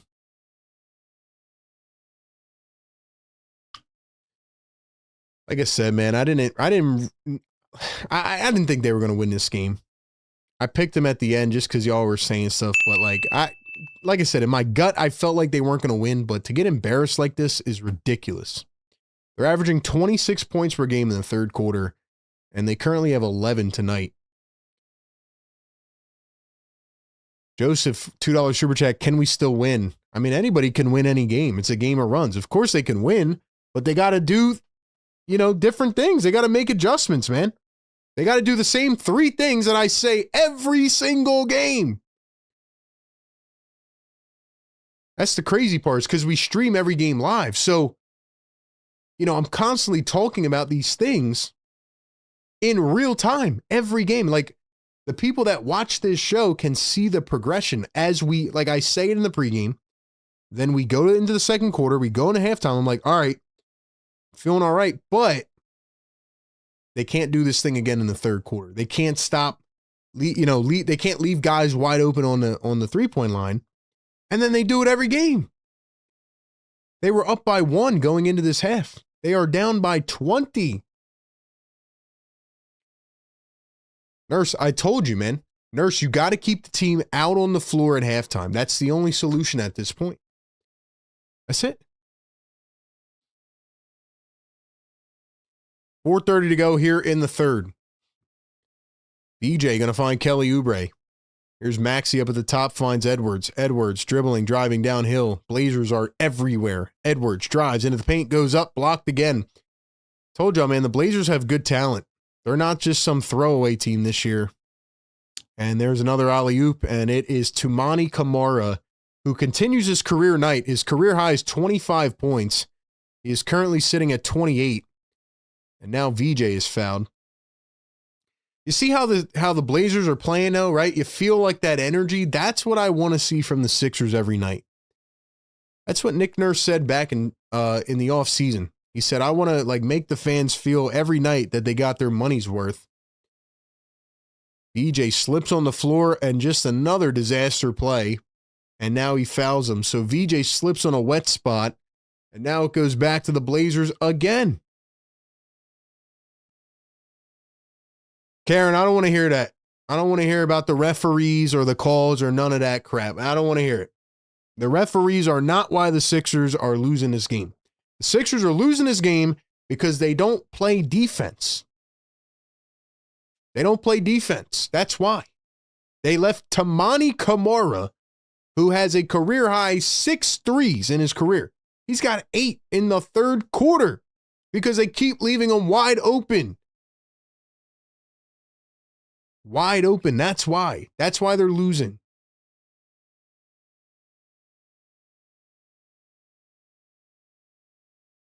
Not blaming the refs tonight, man.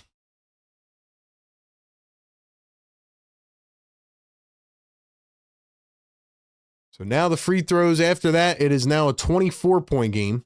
Bona into the paint. He goes up, he's fouled, and Bona will head to the line for 2. Like I said in the pregame, I did not really expect them to win this game. I just had a feeling they were not going to play well. But I didn't think they would be getting embarrassed like this. Joel Embiid out, Quentin Grimes out. But again, this is what the team sets you up with when they don't acquire anybody at the trade deadline and they give away one of your guards. Karen, we got to stop complaining about the referees. The refs are not why the Sixers are down by 24. You got to get that out of your head. The Sixers are down because of the way that they're playing. Simple as that. No effort at all. Like Busy Bee says, piss poor effort. I just don't understand because Nurse is supposed to be a defensive coach. So how in the world do these guys not know how to play defense? We are 50 games into the season.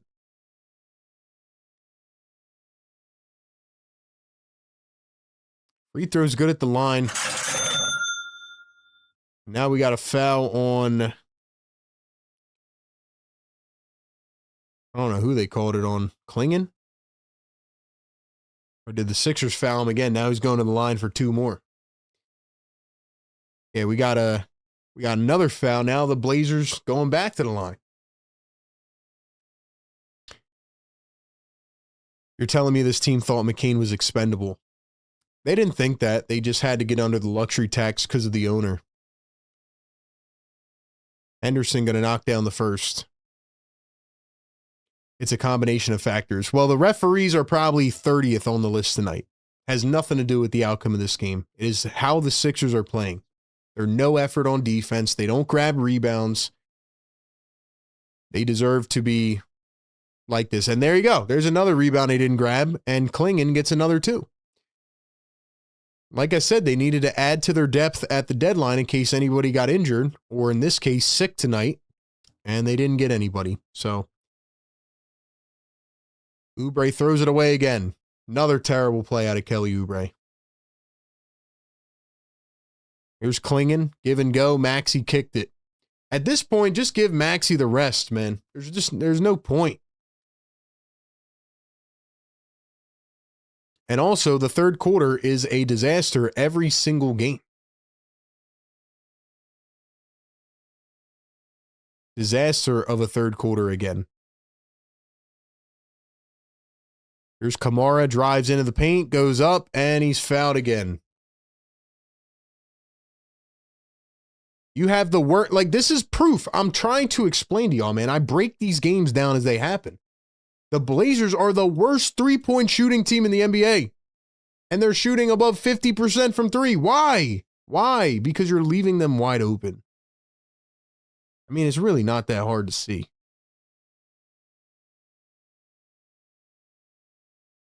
First one good at the line for Kamara. He's got 30 freaking points, man. 30. His career high is 26. Or 25, I mean.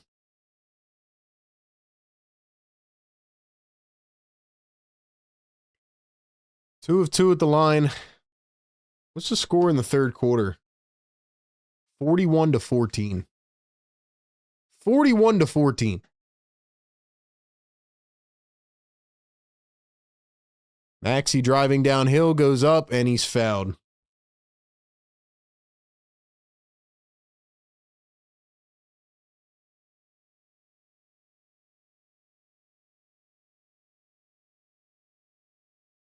I mean, it's ridiculous, bro.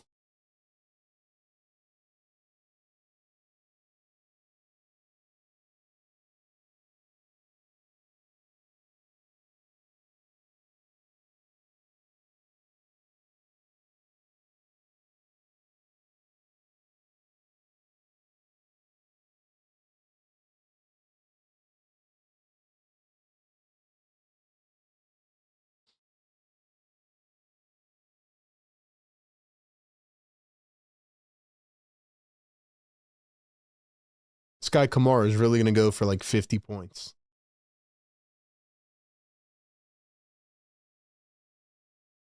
Maxey going to knock him down at the line. 25-point game.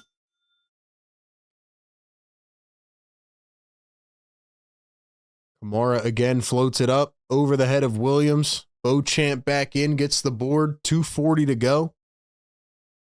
Edgecombe down the lane, finds Drummond. Drummond to a cutting Beauchamp. Lays it up and in. First points as a Sixer. Whoop-de-doo. Portland is 14 of 20 from the field in the third quarter. Wow. Scoot Henderson out to Kamara. Does he have another three? Can't get it that time. VJ with the rebound.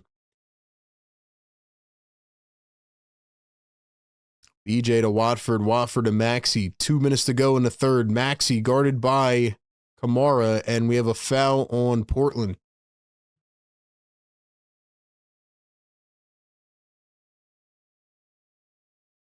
Busy Bee says, I turned to the Thunder game and to watch my glorious King Jared.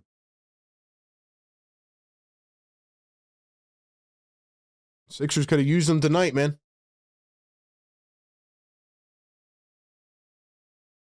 I thought you're supposed to add a contending team, not subtract. Yeah, exactly. It is what you're supposed to do. It's what Joel asked him to do. But hey, man, got to duck the luxury tax.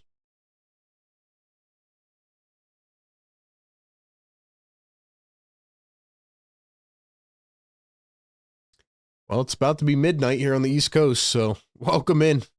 I'm glad this is the last West Coast game, at least for now. Here comes Kyle Lowry back into the game.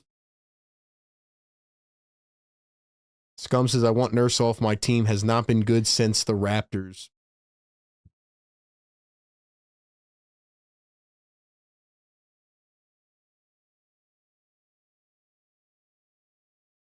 Watford going to miss the second free throw. Somehow got tapped in. I think it was Drummond and maybe a mixture of the defender as well. Here's a three ball from Scoot Henderson. That one is short. Watford the rebound. 1:48 to go in this disaster third quarter. Watford up the floor. Crossover through the legs. Goes up. Blocked again.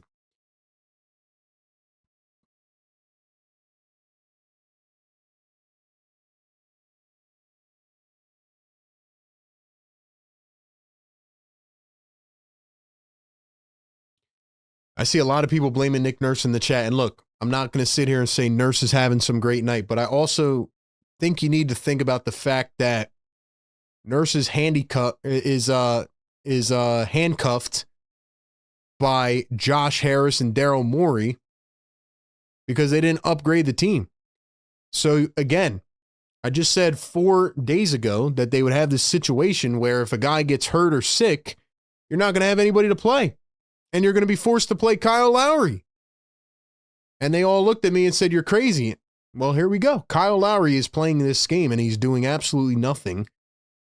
And, you know, they didn't add to the team at all, right? Grimes is out. Barlow's out. Here's Kyle Lowry. He's going to make me pay for that, isn't he? Nope. Missed the three. Even Kyle Lowry can't knock down a wide open three when I talk smack about him.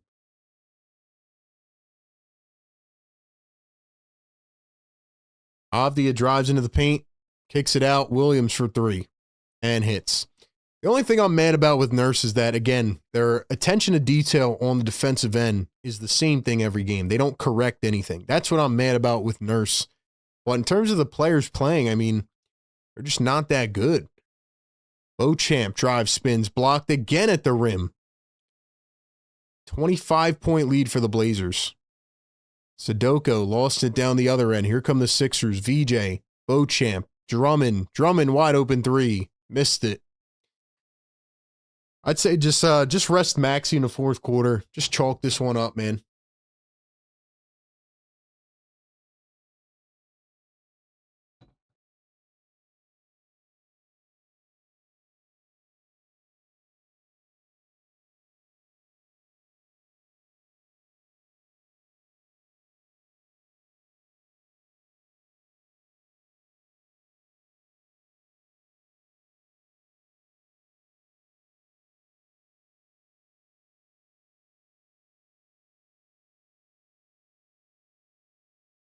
EJ downhill, drives, goes up, missed it, and he's fouled.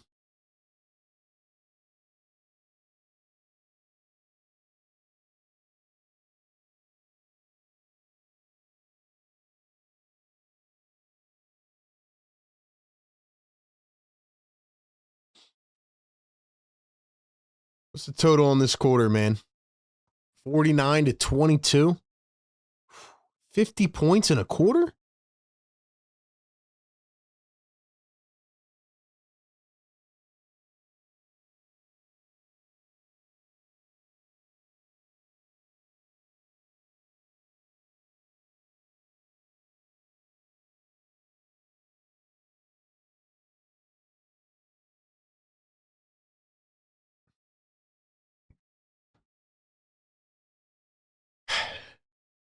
Like I said, man, I just I don't have anything else to say right now about this game, man. I don't. 3 seconds to go. Krejci wide open from three. Missed it. Well, the nightmare of a quarter is over. Bernard McCoy, $2 super chat. Nurse lineups made the game worse. Disgusted. Yeah, I mean, Nurse has, I mean, again, what do you expect the guy to do? He's got nobody off the bench, man. Has Nurse coached well this game? No. Is he the main reason they're losing? No. They just don't have enough on the floor, and they should have upgraded the team. Simple as that. Like I said, everybody got so caught up on Jared McCain. It's not just about McCain. It's about you need to add to the team, not subtract.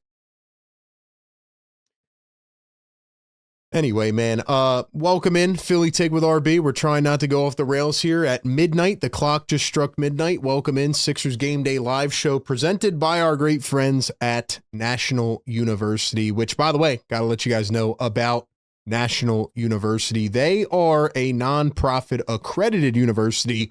And if you want to upgrade your life, get that promotion at your job, you know, get that next job title. You want to go back to school, get that next degree, but maybe you feel like, I don't have the time, the energy, the money. Well, National University is perfect for you. They offer 4 and 8 week online classes, helping you balance work, life, and school. You get to start sooner and finish faster. NU is one of the largest private nonprofit universities in the U.S., 50,000 plus students, over 150 degree curriculums, and a 50-year history of innovative learning and support models for working and non-traditional students. They offer all the academic resources you need and the most comprehensive degree program options for non-traditional students. So like I said, maybe you're working, maybe you're, trying to juggle a lot of stuff. They design their courses around your stuff. So check out National University. Right now, they are offering their newest scholarship, the Year of You Scholarship. You can apply till the end of March, and this will grant students up to $6,000 annually towards your bachelor's or master's degree if you are accepted. New year, new goals, new you.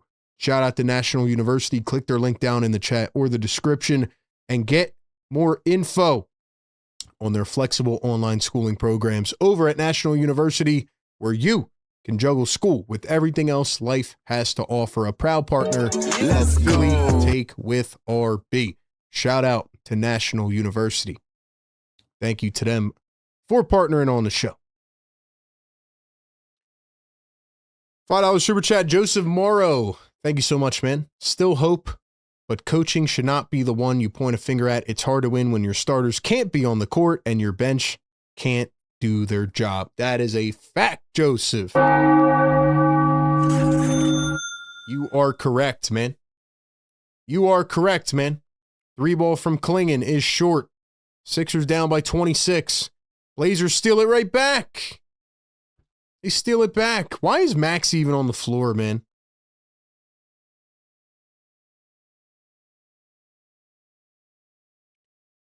Avdia gets fouled en route to the bucket.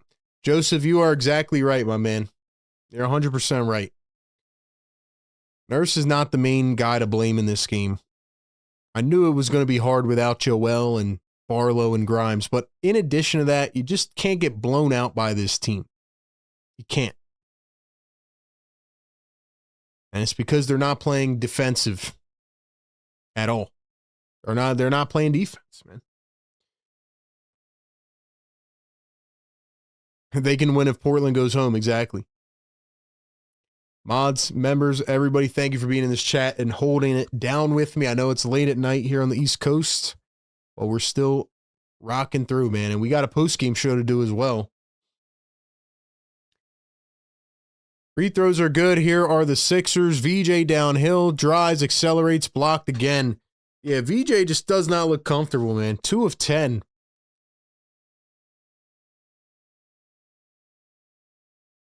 And I know we're talking a lot about the Sixers right now, but I also do want to give the Blazers credit. I think they're playing really well. There's Drew Holiday, another wide open 3. Blazers are really shooting the ball well. You know, it also is fair to say, like, it's one of them nights where the Blazers just can't miss a shot. Maxey steps back, makes the 2. But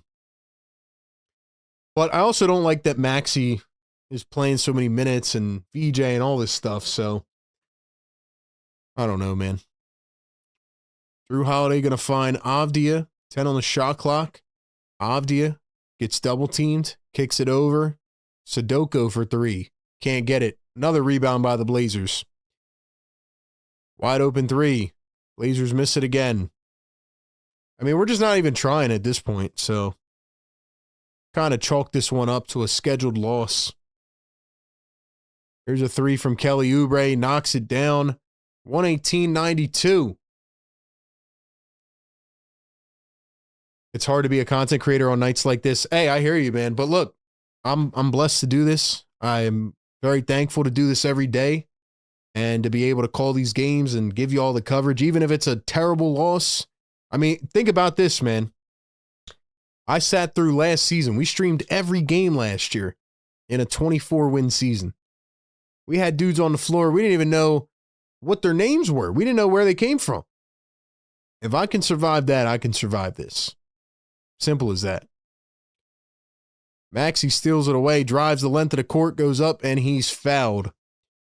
I just love doing this stuff regardless, man, even at midnight.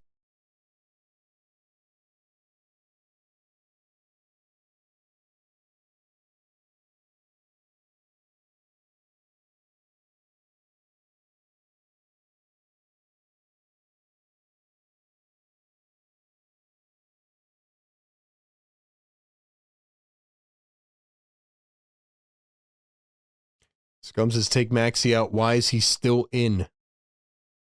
I would take him out at this point, honestly.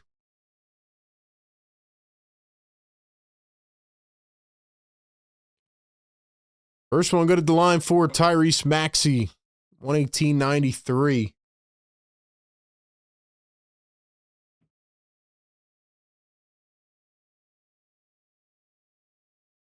Maxey's absolutely winded. You could just see it in his face.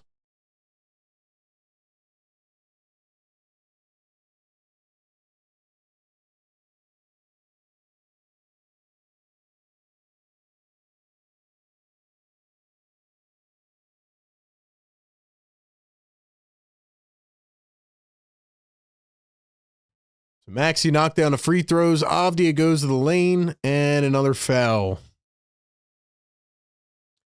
Another foul. See what the Blazers are shooting now from 3.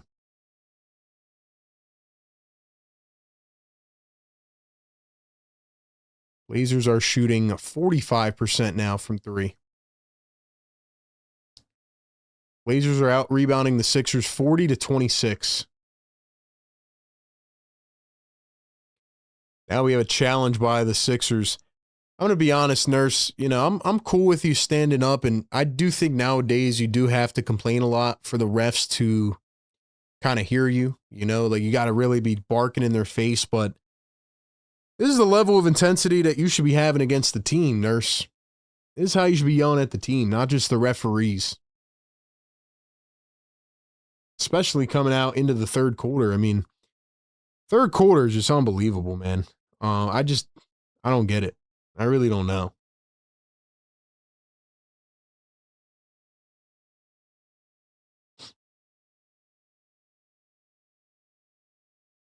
But like I said, why should I be surprised? Why? Like I said in the pregame show, I had a feeling they weren't going to win this game.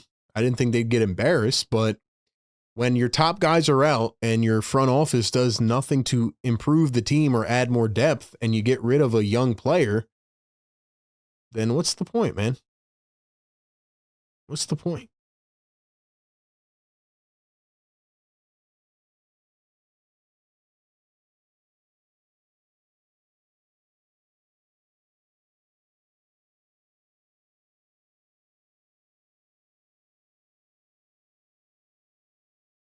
Dom says, I thought it would be a close game, not a disaster. I agree. I mean, I thought the same thing. And at halftime, it was. It was literally going exactly how we thought it was going to go. And then in the third quarter, they gave up 49 points. That's what I get mad about with Nick Nurse. Like, he doesn't adjust in the third quarter at all. He doesn't try something different. Like, it's annoying.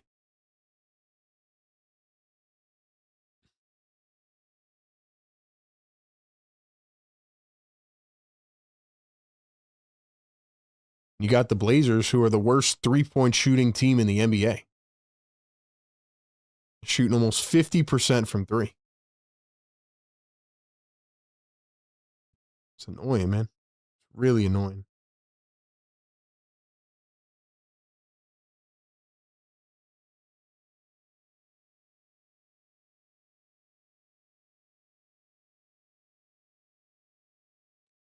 So now it's going to be a successful challenge.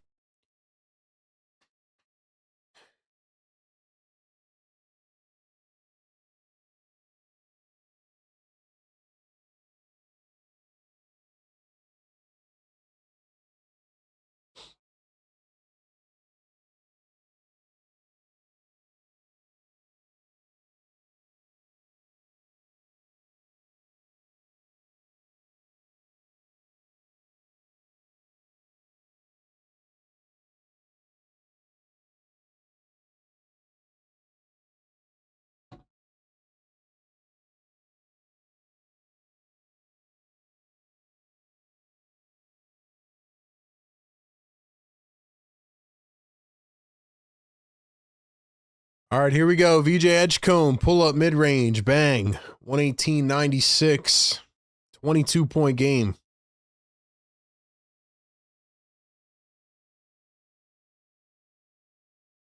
Sixers on a 9-0 run. Klingin down low and Holiday wide open for a layup. Blazers take a higher volume of threes. Yeah, but they have the worst shooting percentage. They're the fourth highest team shooting threes, but they have the worst percentage.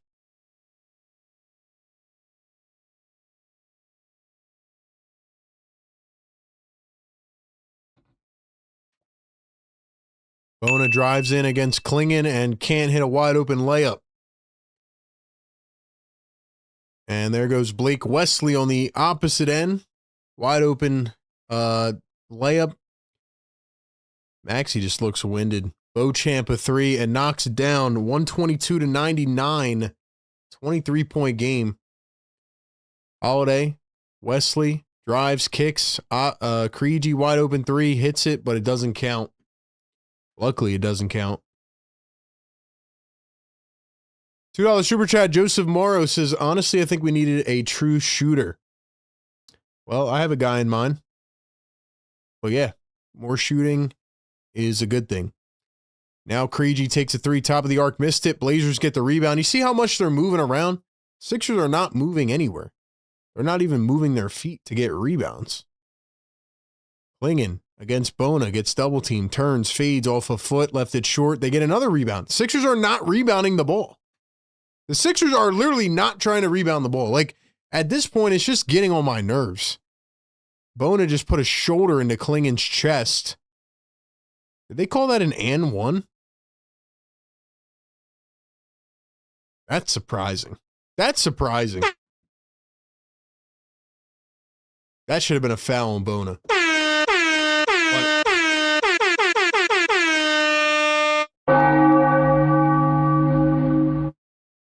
It's crazy. To sit here and tell me that Bona should be playing over Drummond is insane. Crazy, bro. How many minutes has Bona played tonight? 16?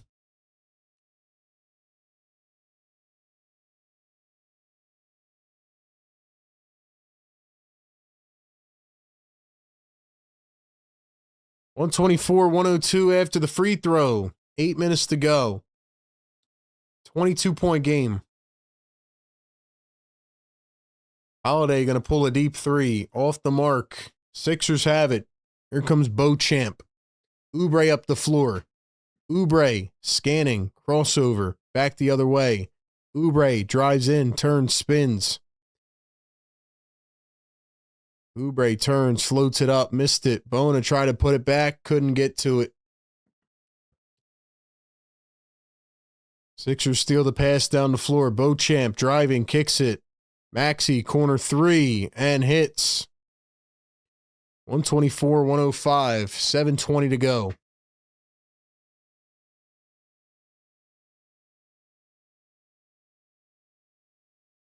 Holiday weaving his way through the defense, turns around. Wide open guy in the corner. Wesley drives in, almost slipped. Krejci wide open, misses the layup, and then puts it back.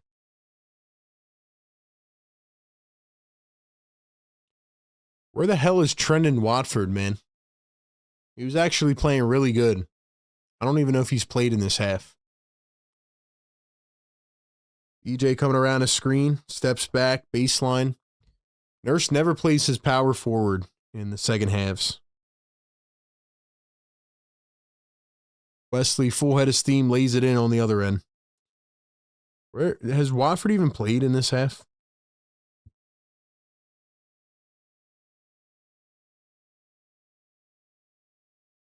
Seven minutes in the third. Hasn't played in the fourth.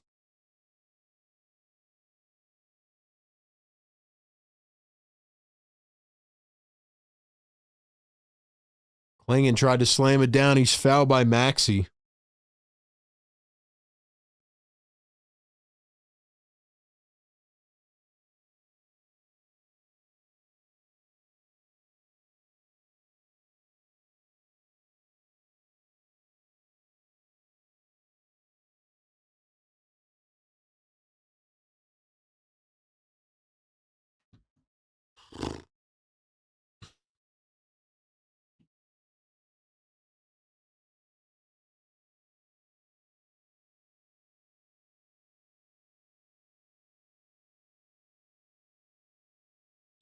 Thunder lead by 1 in the fourth quarter against the Lakers.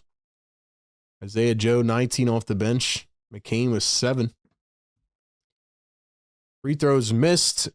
128, 105.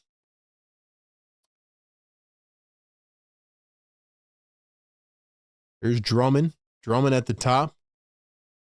BJ's getting his jersey grabbed, no whistle. Drummond, crossover, drive against Klingon, goes in, lost the ball, out of bounds, turned over. Nick Nurse just never subs in the power forward, even when it's Barlow. He just never plays him in the fourth quarter. I don't get it. Wesley finds Klingon. Klingon on the perimeter. Now Drew Holiday. Drew kicks it over to Sissoko. Holiday under the rim. Touch pass. 3-ball in the corner, and it's good again. That was number 21. Who was that? Ryan Rupert. Just brought in some guy named Ryan Rupert. EJ drives against the defender, kicks it out. Kyle Lowry back in the game now for Maxey, and Lowry is fouled. So, Kyle Lowry finally going to score a point, I think. $2 super chat, Joseph Morrow. Thank you, my man. He says, I think VJ is a star. How do you maximize him? Well, the first step is to put the ball in his hands and give him a screen action, let him get downhill to the rim. I feel like there's no rhyme or reason with the touches, man. It's kind of just everybody does whatever they want. VJ right now just cannot create any separation, but he also just doesn't, like, I feel like VJ just kind of wanders around the floor.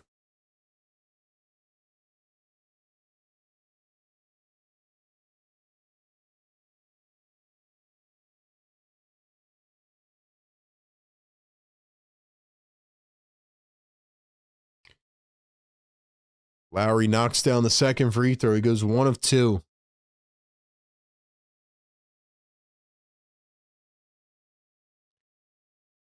Maxey has 30 points tonight, surprisingly. I said he would have 29 inefficiently.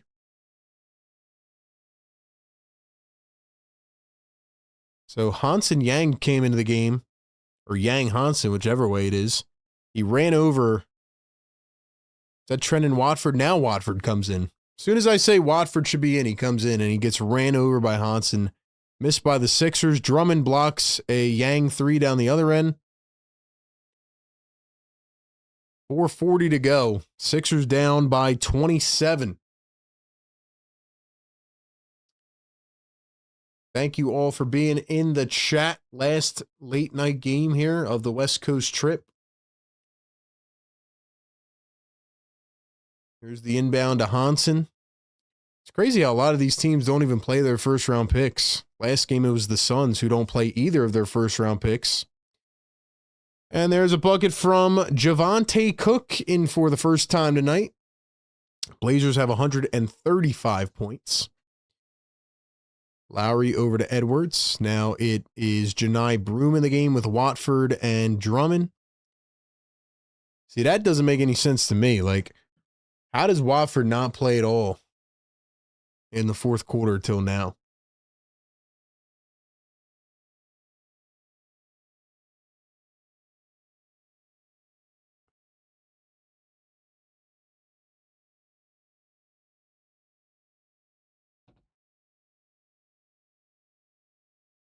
Lowry going to find Broom, cutting to the rim, floats it up, no good. Blazers have it. 4 minutes to play. Here's Blake Wesley, crossover, drive into the paint, puts it up mid-range and can't knock it down. And it's out of bounds. 3:50 to go here in the fourth. Do you think we need a more balanced offense because Maxey can have 50 and we get blown out? I definitely think we need a balanced offense, but we need our guys to play. When you're missing 3 of your players, you're probably not going to win, but you shouldn't get blown out like this. This whole thing is just an absolute embarrassment, and it just goes to the fact of, again, they failed at the deadline.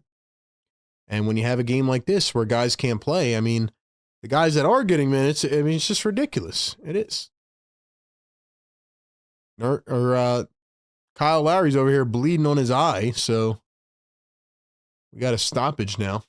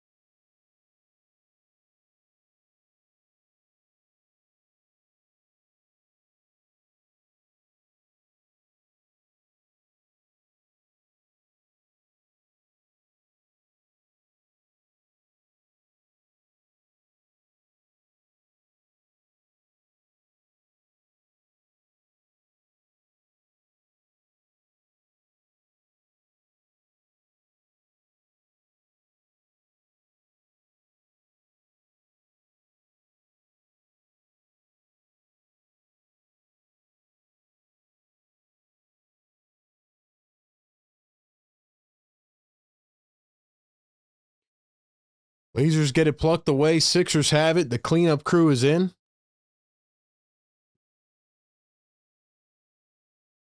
Beauchamp at the top, guarded by Wesley, coming around a screen. Into Broom. Broom against Hansen. Kicks it back to Beauchamp. Beauchamp to Janai Broom. Janai Broom for three. Left it short. Blazers have it. Lowry just got shoved out of bounds.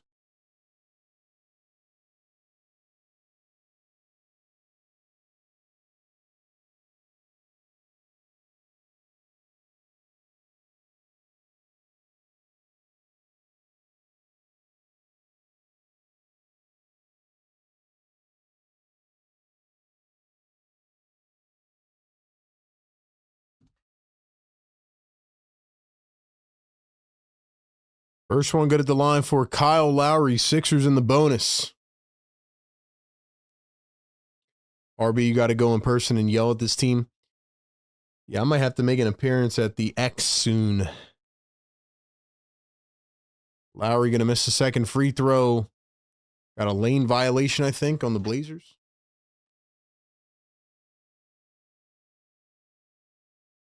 Like I said, I should have known this was going to happen. I mean, at this point, man, from covering this team every day, my tell on this team is just so good at this point. Like, they've been so predictable this season. Once they ruled Embiid and Barlow and Grimes out, I should have just picked them to lose. From now on, I'm going with my gut only. Sixers steal it away. Watford up the floor. Edwards all the way. Lays it up and in. 25-point game. 2:40 to go.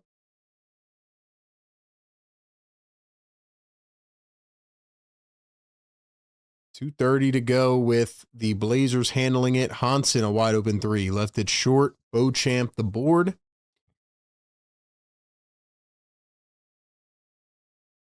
Beauchamp tried to posterize Hansen. Beauchamp accelerated downhill and jumped 10 feet in the air.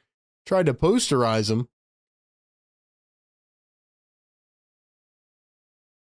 They said this guy Hansen was like Jokic. This guy can't even get on the floor. Now he's talking smack. That would have been fun.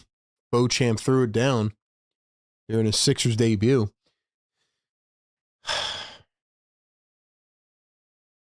Ladies and gentlemen, let me know in the chat right now, where does this loss rank on your season rankings? Like, is it the worst loss? Is it the second worst, third, fourth? Not even close? What do you guys think? Let me know in the chat. Let me know in the chat. One more quick shout out to our great partners of the show over at National University. Once again, check them out. They offer 4 and 8 week online classes, great academic programs designed to fit your schedule. More than 1 in 3 college students have paused their degree right now. A lot of people struggling, especially with, emotional, mental stress, challenges, all those things, right, of going to school. That's why National University offers all the resources like virtual mental health counseling, peer navigation networks, and a student wellness center. They have the most comprehensive degree and program options in the U.S. for working and non-traditional students, and their courses are designed to help you balance work, life, and school. Last year, they awarded $50 million in scholarships. They're invested in your education and you. So apply to their new scholarship, the Year of You Scholarship. Get up to $6,000 per year on your bachelor's or master's degree. New year, new goals, new you. Shout out to National University, a proud partner of Philly Take with RB for the last 2 seasons. Education is important, kids and folks.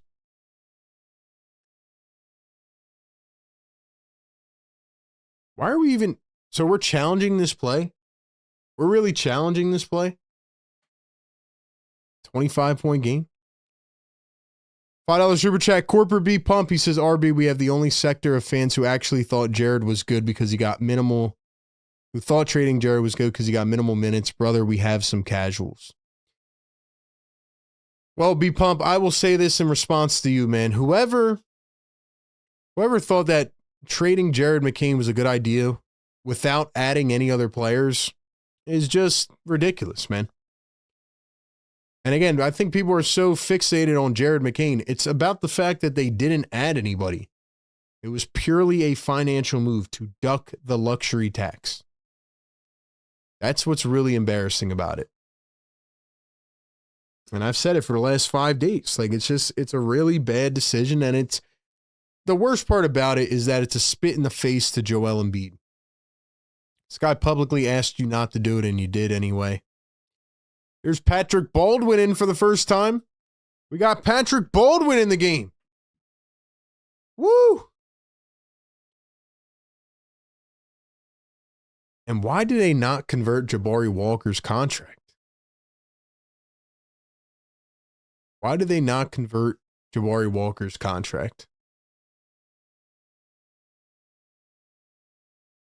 Here's another wide open three. Hansen can't get it to go. Sixers pick it up. Beauchamp down the floor. Accelerates, and he's fouled from behind by Hansen. If I had to go on a hierarchy of losses for this season, I think the Hornets game a couple weeks ago was the worst. It was a 50-point game. I think the Magic game earlier this year was second, and I think this is third. Someone said McCain's taking Lowry's minutes. Nurse had to trade him. Hilarious, man.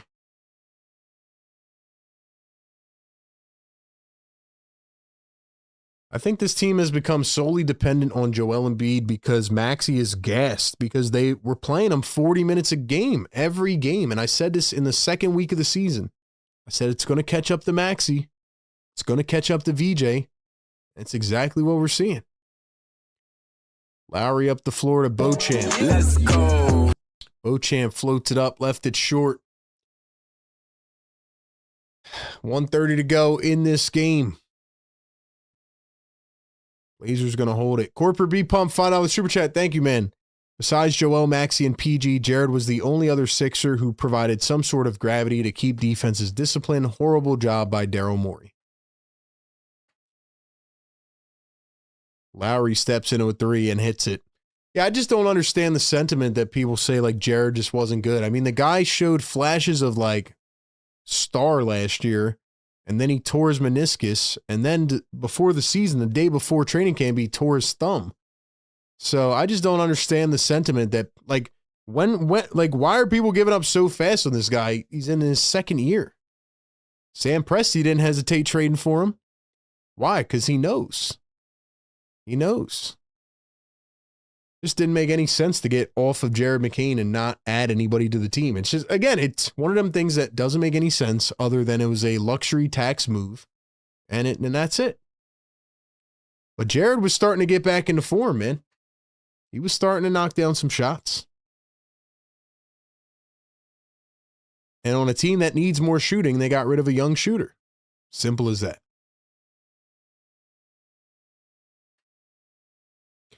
Oh, yeah, the Nuggets one is definitely on there, too. I forgot about that. Like I always say, there's a bunch of games that you forget that are like mushed into the middle. There's a couple games that you really remember for bad reasons, and there's a couple that you remember for good reasons. This one, I don't know if this will make the cut. I know that Hornets one I'll remember all season. The Magic, the Nuggets. This game's hard because Joel didn't play and Grimes didn't play. I do think Daryl Morey has a little bit of blind faith in Quentin Grimes to, like, just say they're going to pay him. Like, Grimes has not been consistent for a while. Well, we are winding it down here. Sixers are finally going to be over here tonight. They give up 135 points. And they get ousted by the Blazers in Portland. I believe these teams will meet once again next month, maybe. I think they play them twice. Portland fans, if you're in here, congratulations on your win tonight. Played very well. Maybe your best shooting game of all time, considering that you're the worst three-point shooting team in the NBA. And you shot 48% from the field and 41 from three. But I'm not even looking at the numbers tonight, guys. We're going to go do the post-game show, condensed post-game. We will be back on Wednesday as well for the game day show. Sixers take on the Knicks. and then it'll be the All-Star break. Support all the content. Make sure you hit the notification bell. We do have to go do the post game. We're going to keep it simple, but I'm not even looking at the numbers tonight, man. Portland pretty much shot 50% from 3 tonight. And it's easy to see why.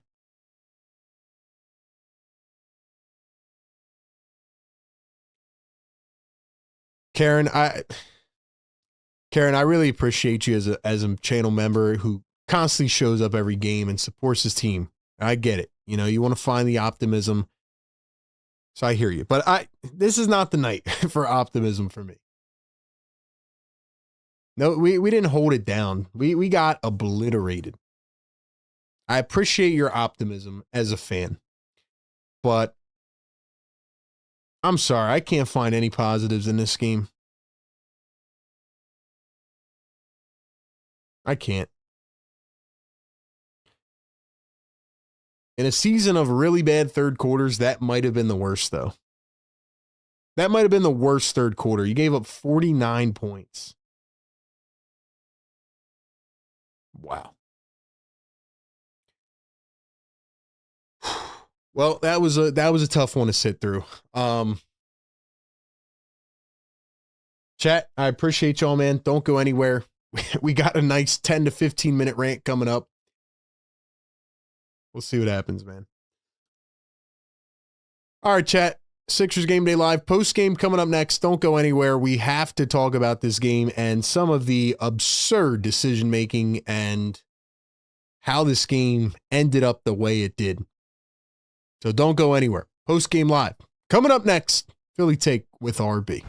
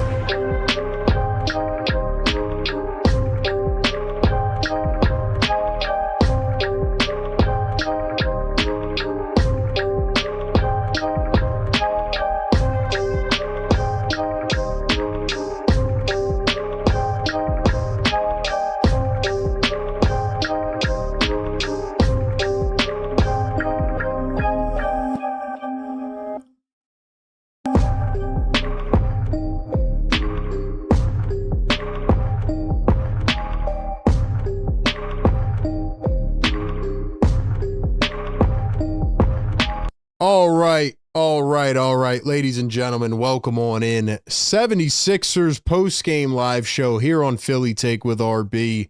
It is almost 1 o'clock in the morning. Sixers finish off the West Coast trip by going 3-2 and getting obliterated late night here on a Monday in Portland. I don't have a crazy ton to say about this game, but I have a couple points to really get off my chest. Things that must be said. They must be said because we've been saying them for the last 5 days and they've already reared their ugly head. So I have to get it off my chest. I got to rant about it and then we'll move on to Wednesday and the Sixers can put this behind them. But it has to be said. And we do this every game. So welcome in. Sixers postgame live presented by Sleeper. Get active in the chat. Let me know your thoughts in the chat. I want to hear from you. It's a late one. I get it. We're all frustrated. Sixers got obliterated. But we should have seen this coming. We should have seen this coming. And I'm going to tell you why, okay? I want you to listen very carefully. And I want you to give me your thoughts as well. As the Sixers get obliterated, 135-118 on a Monday night. It wasn't even this close. They lost by 17. At one point, they were up 10. And then they went down by, 30? What was the biggest lead in this game? 30? Let me double check. I think it was 30. Maybe not. It was 31, yes. So they were up 10. Then it fell apart. They gave up a huge run going into the third quarter. And the Blazers never looked back. But ladies and gentlemen, we have to talk about this, okay? Because here's what happened. The same things I've been saying all week are the same things that continue to show up. The 76ers have two main issues that will continue to haunt this team. And I hate to say I told you so, but they're already showing their face. Number one, the Sixers do not have enough guard depth. And this front office thought it was a great idea to ignore Joel Embiid and to subtract at the deadline. By the way, did you see what Isaiah Joe and Jared McCain were doing with OKC tonight?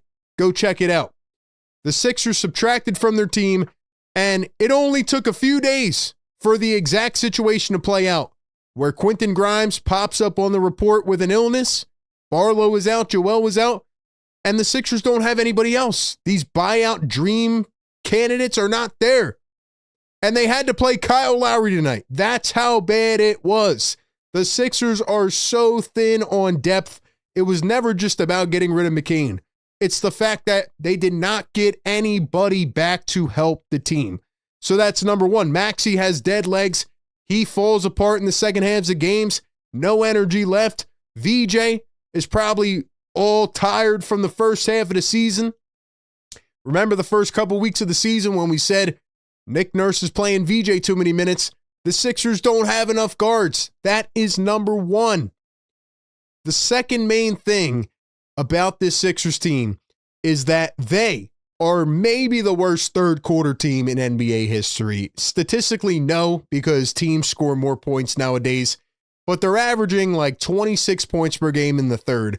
And today may have been the worst third quarter ever. They get outscored 49-22. Realistically, it was about 49-17 until the last couple seconds. That is inexcusable.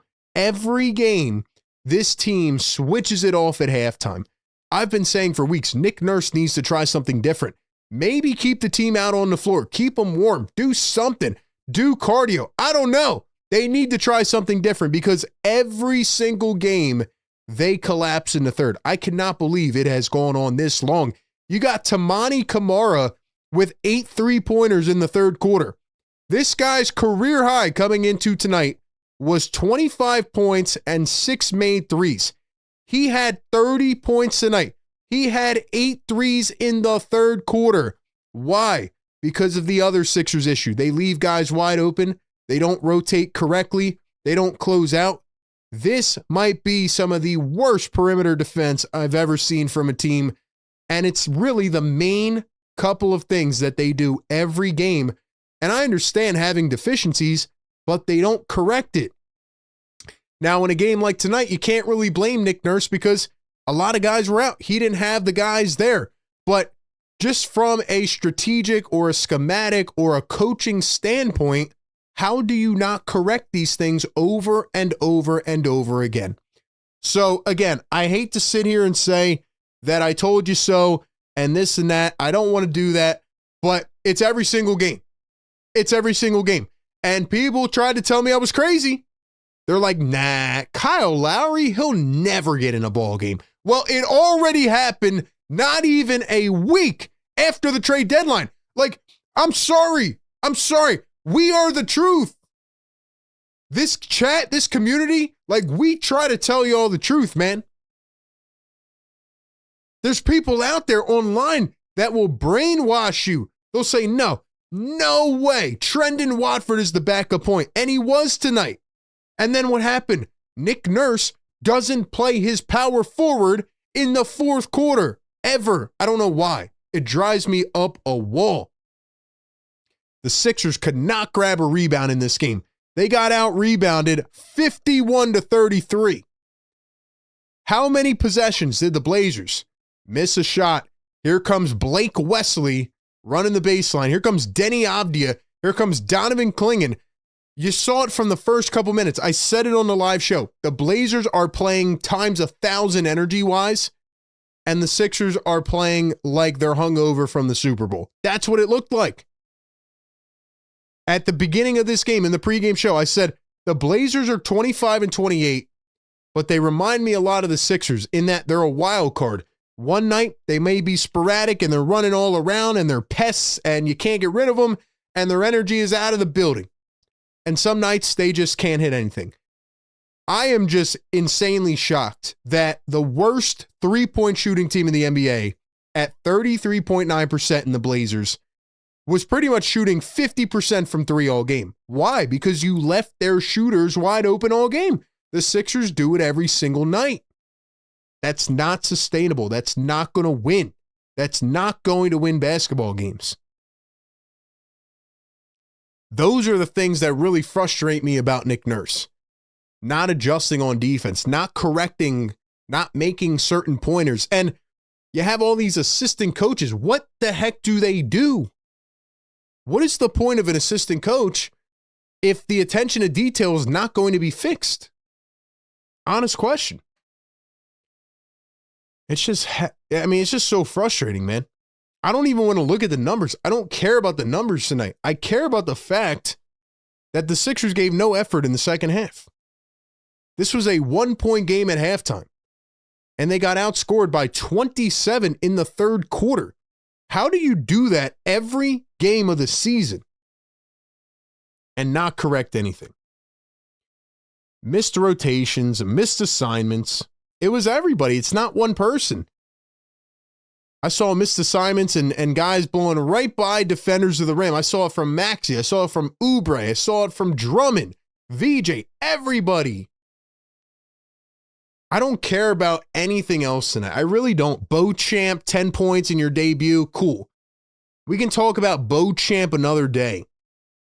10, 4, 4, 3 steals. Congratulations. Almost had a poster dunk. Whip-de-doo. I can't find any positives in this game. Justin Edwards played great. Cool. 12 points. Maybe he'll get more run. 3 steals off the bench. Justin Edwards played great. I just don't care. I don't care tonight. I really don't. And that's what I have to say. I don't care. You got outworked, you got outplayed by Donovan Clingan, Denny Avdia, Tamani Kamara. I mean, Tamani Kamara was a second-team all-defense last year. He's a nice young player. He's a second-round pick. They drafted Scoot Henderson third in that draft. They drafted Kamara 52nd. And Kamara's given him all the value in the world. And Scoot Henderson had 12 off the bench tonight, but he's not really living up to par. Kamara is great, but 30 points for this dude? And he was wide open every time. Career high in points, career high in threes made. It's just unbelievable. But again, I should have known this was coming because this is what the Sixers do. They win a couple games, they lose a couple. But for the crew that tried to tell me, oh, Paul George not playing is a blessing in disguise and this is some great thing. Once again, you're out of your mind. The Sixers could have used Paul George's defense tonight. Would it have made a difference? Probably not, because the whole team had no energy. But going back to my main 2 points, the third quarter is ridiculous. The rebounding and the fact that they don't guard any shooters wide open and the fact that Kyle Lowry now has to play minutes is absolutely egregious. And every reporter who has a chance to be in that locker room should be asking Nick Nurse and Daryl Morey and whoever else about this. They should just be pressing it every game. It's absolutely, it's disrespectful. That's the best word I can come up with to describe that. Disrespectful. Jabari Walker didn't play tonight. His 10-day contract expired a couple days ago. So Jabari Walker, they don't convert him. He can't play tonight. Watford doesn't play the fourth. It's just, these things just drive me up a wall, man. But I shouldn't even be mad about this game because I should have seen it coming from the beginning.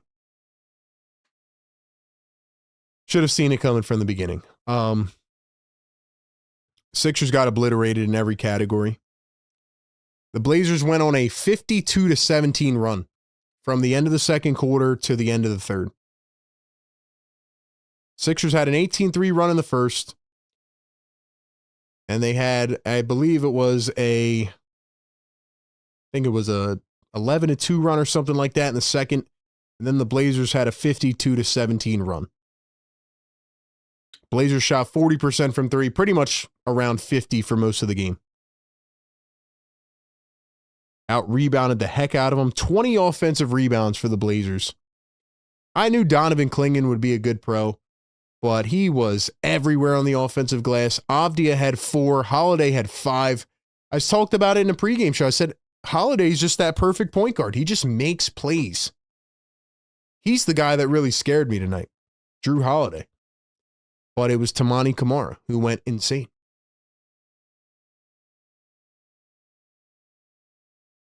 It's really all I have to say about this game. It was a disgusting effort. And Nick Nurse is a guy who, before the season, said that every single night he wants the fans to feel like they went home knowing that the team gave it 100%. Well, that didn't add up to tonight, man. And as much energy as Nick Nurse is yelling at the referees with, he needs to be yelling at his team with that. He needs to be figuring out a solution for why this team cannot play in the third quarter. They just can't, man. Just absolutely brutal. Like I said, this game was not as bad as like the Charlotte game or the Magic game, but this was pretty bad. And it was probably the worst third quarter yet. You got Janai Broom in there giving you minutes at the end of the game. Talk about a waste of a pick, man.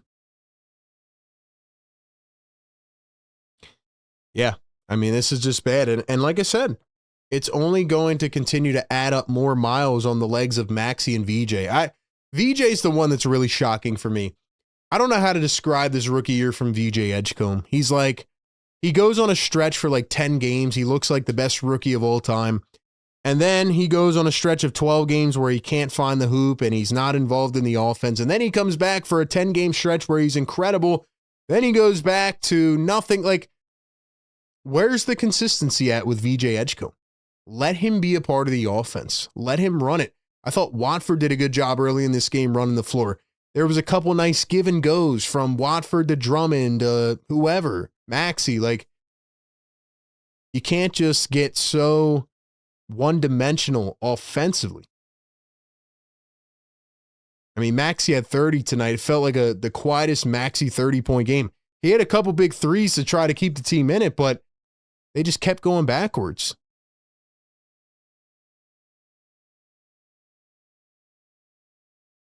It's crazy, man.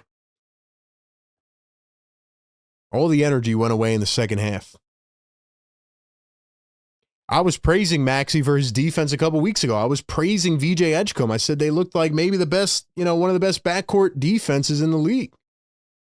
I said Maxey was starting to make his name for an all-defense team with the numbers he was putting up, right? He was having like 4 steals a game, and he was just everywhere. And Maxey, VJ, Oubre, they all just kind of look lost right now. But they also look tired, and I think the minutes are starting to add up. I think they're starting to add up, and I think the wear and tear is there, and they need the All-Star break bad.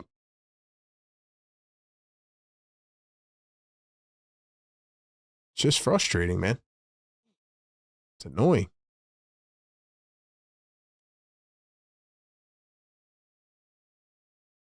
Mr. Scum in the chat says, I miss Drew Holiday with all of my heart. He's just a great player, man. Longevity for sure.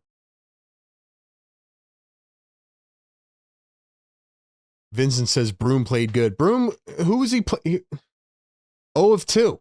0 of 2 from the field. He did not play good, man. He did not play. He played 4 minutes against the third stringers. Come on, man. Listen, I like that you guys have optimism, and I like that you guys try to keep me level-headed. I appreciate that. But on a night like tonight, man, we got to call it for what it is. That's how teams and players and everybody gets better. It's called accountability, man. Like nowadays when people go out, they just want to be told that they played their hearts out and everything was A-okay. Like, that's not how people get better in anything. In anything in life, man. Sometimes you need to be told, hey, you played like absolute crap. Get better next game. You gotta wear it on the chin, man. You gotta take constructive criticism and find ways to get better. When I look at a game like tonight, man, obviously not having Embiid and Barlow really hurt on the glass, but just the overall vibe tonight was just brutal. Terrible, man.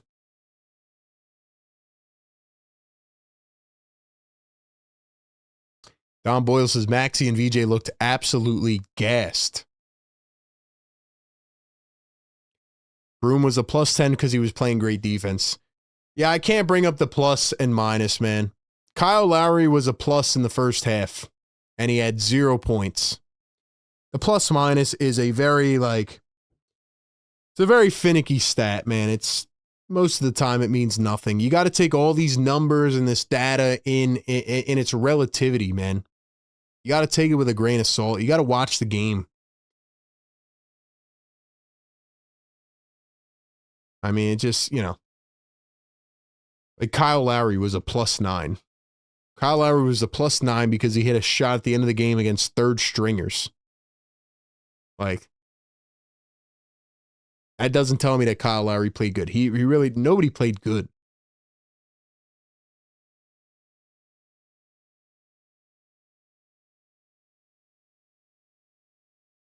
Tonight sucked. It felt like a scheduled loss. Why was Grimes and Barlow sitting?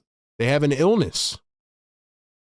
They both have an illness. And now, in Sixers fashion, I would assume that somebody else on the team might get it. And they don't have enough depth for the entire team to go through a sickness again.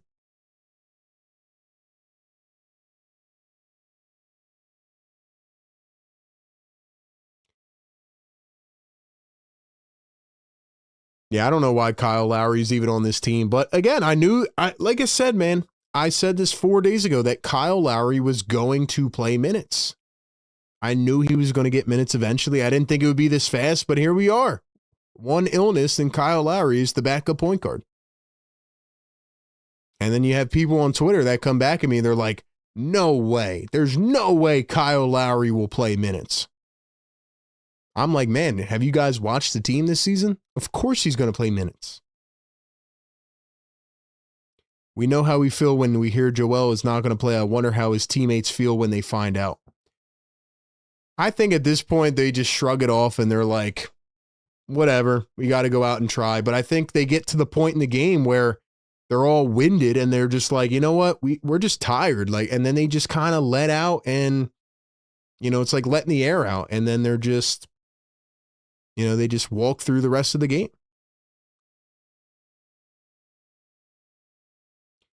RB, do you think Chris Paul would have been a good move? No.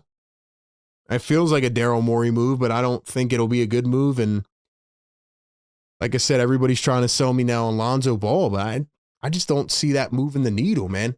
There's never anybody on the buyout market that's going to like really wow you. The Sixers signed somebody like 8 years ago in the buyout, which was like a crazy signing. I forget who it was, but it was, I think it was either Bellinelli or Ilyasova. Like it was one of those guys that they got on the buyout, and like that was like an outlier, you know, that was a once in a blue moon thing. But the guys you get on the buyout never do anything for the most part. A buyout candidate is not going to save this team. And Cam Thomas is in Milwaukee now, so that was like really the only one. And yeah, it's not going to happen. It's not going to happen.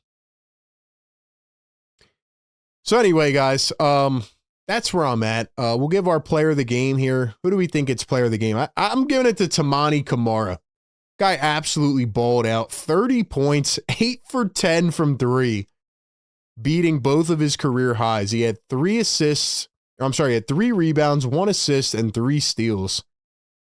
Man, if he can keep playing like that, imagine what the Blazers would have in him. Yeah, Tamani Kamara gets the player of the game. It's not even close.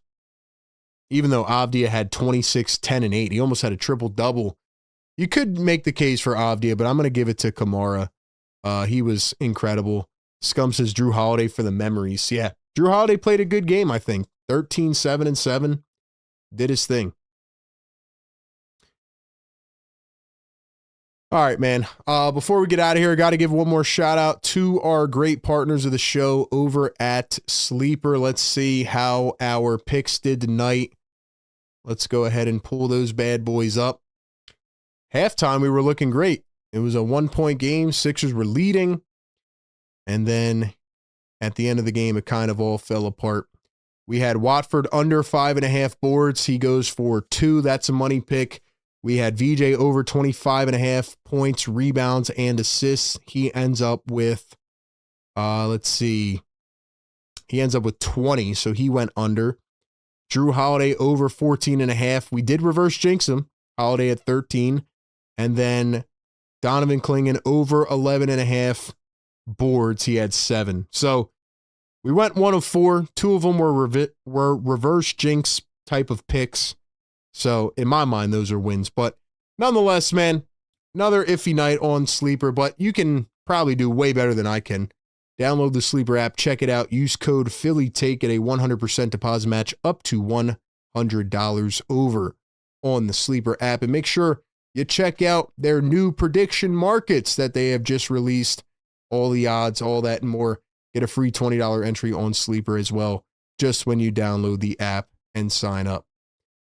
All right, ladies and gentlemen, it's really all I got, man.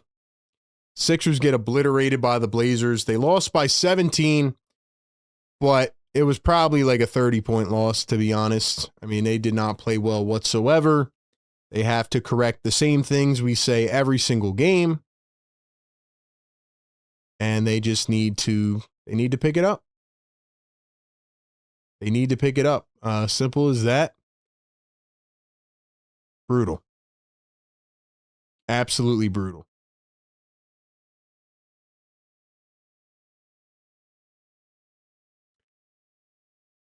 Anything else, man, from this game? Not really. Burn the tape. Move on to the next one.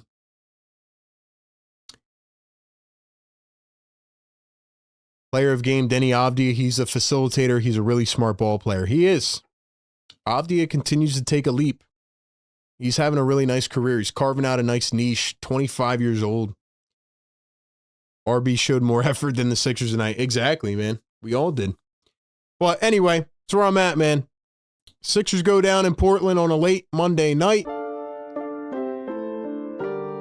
They lose 135-118. Sixers postgame live show presented by Sleeper here on Philly Take with RB. We do it every single game, pregame, live game, postgame.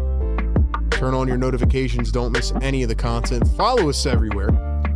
Got to shake this one off. Sixers will be back normal time on Wednesday up against the New York Knicks for the final time this season. Time to get some revenge. Looking forward to it with all of you. Enjoy the rest of your night. Catch you on the next one. Peace.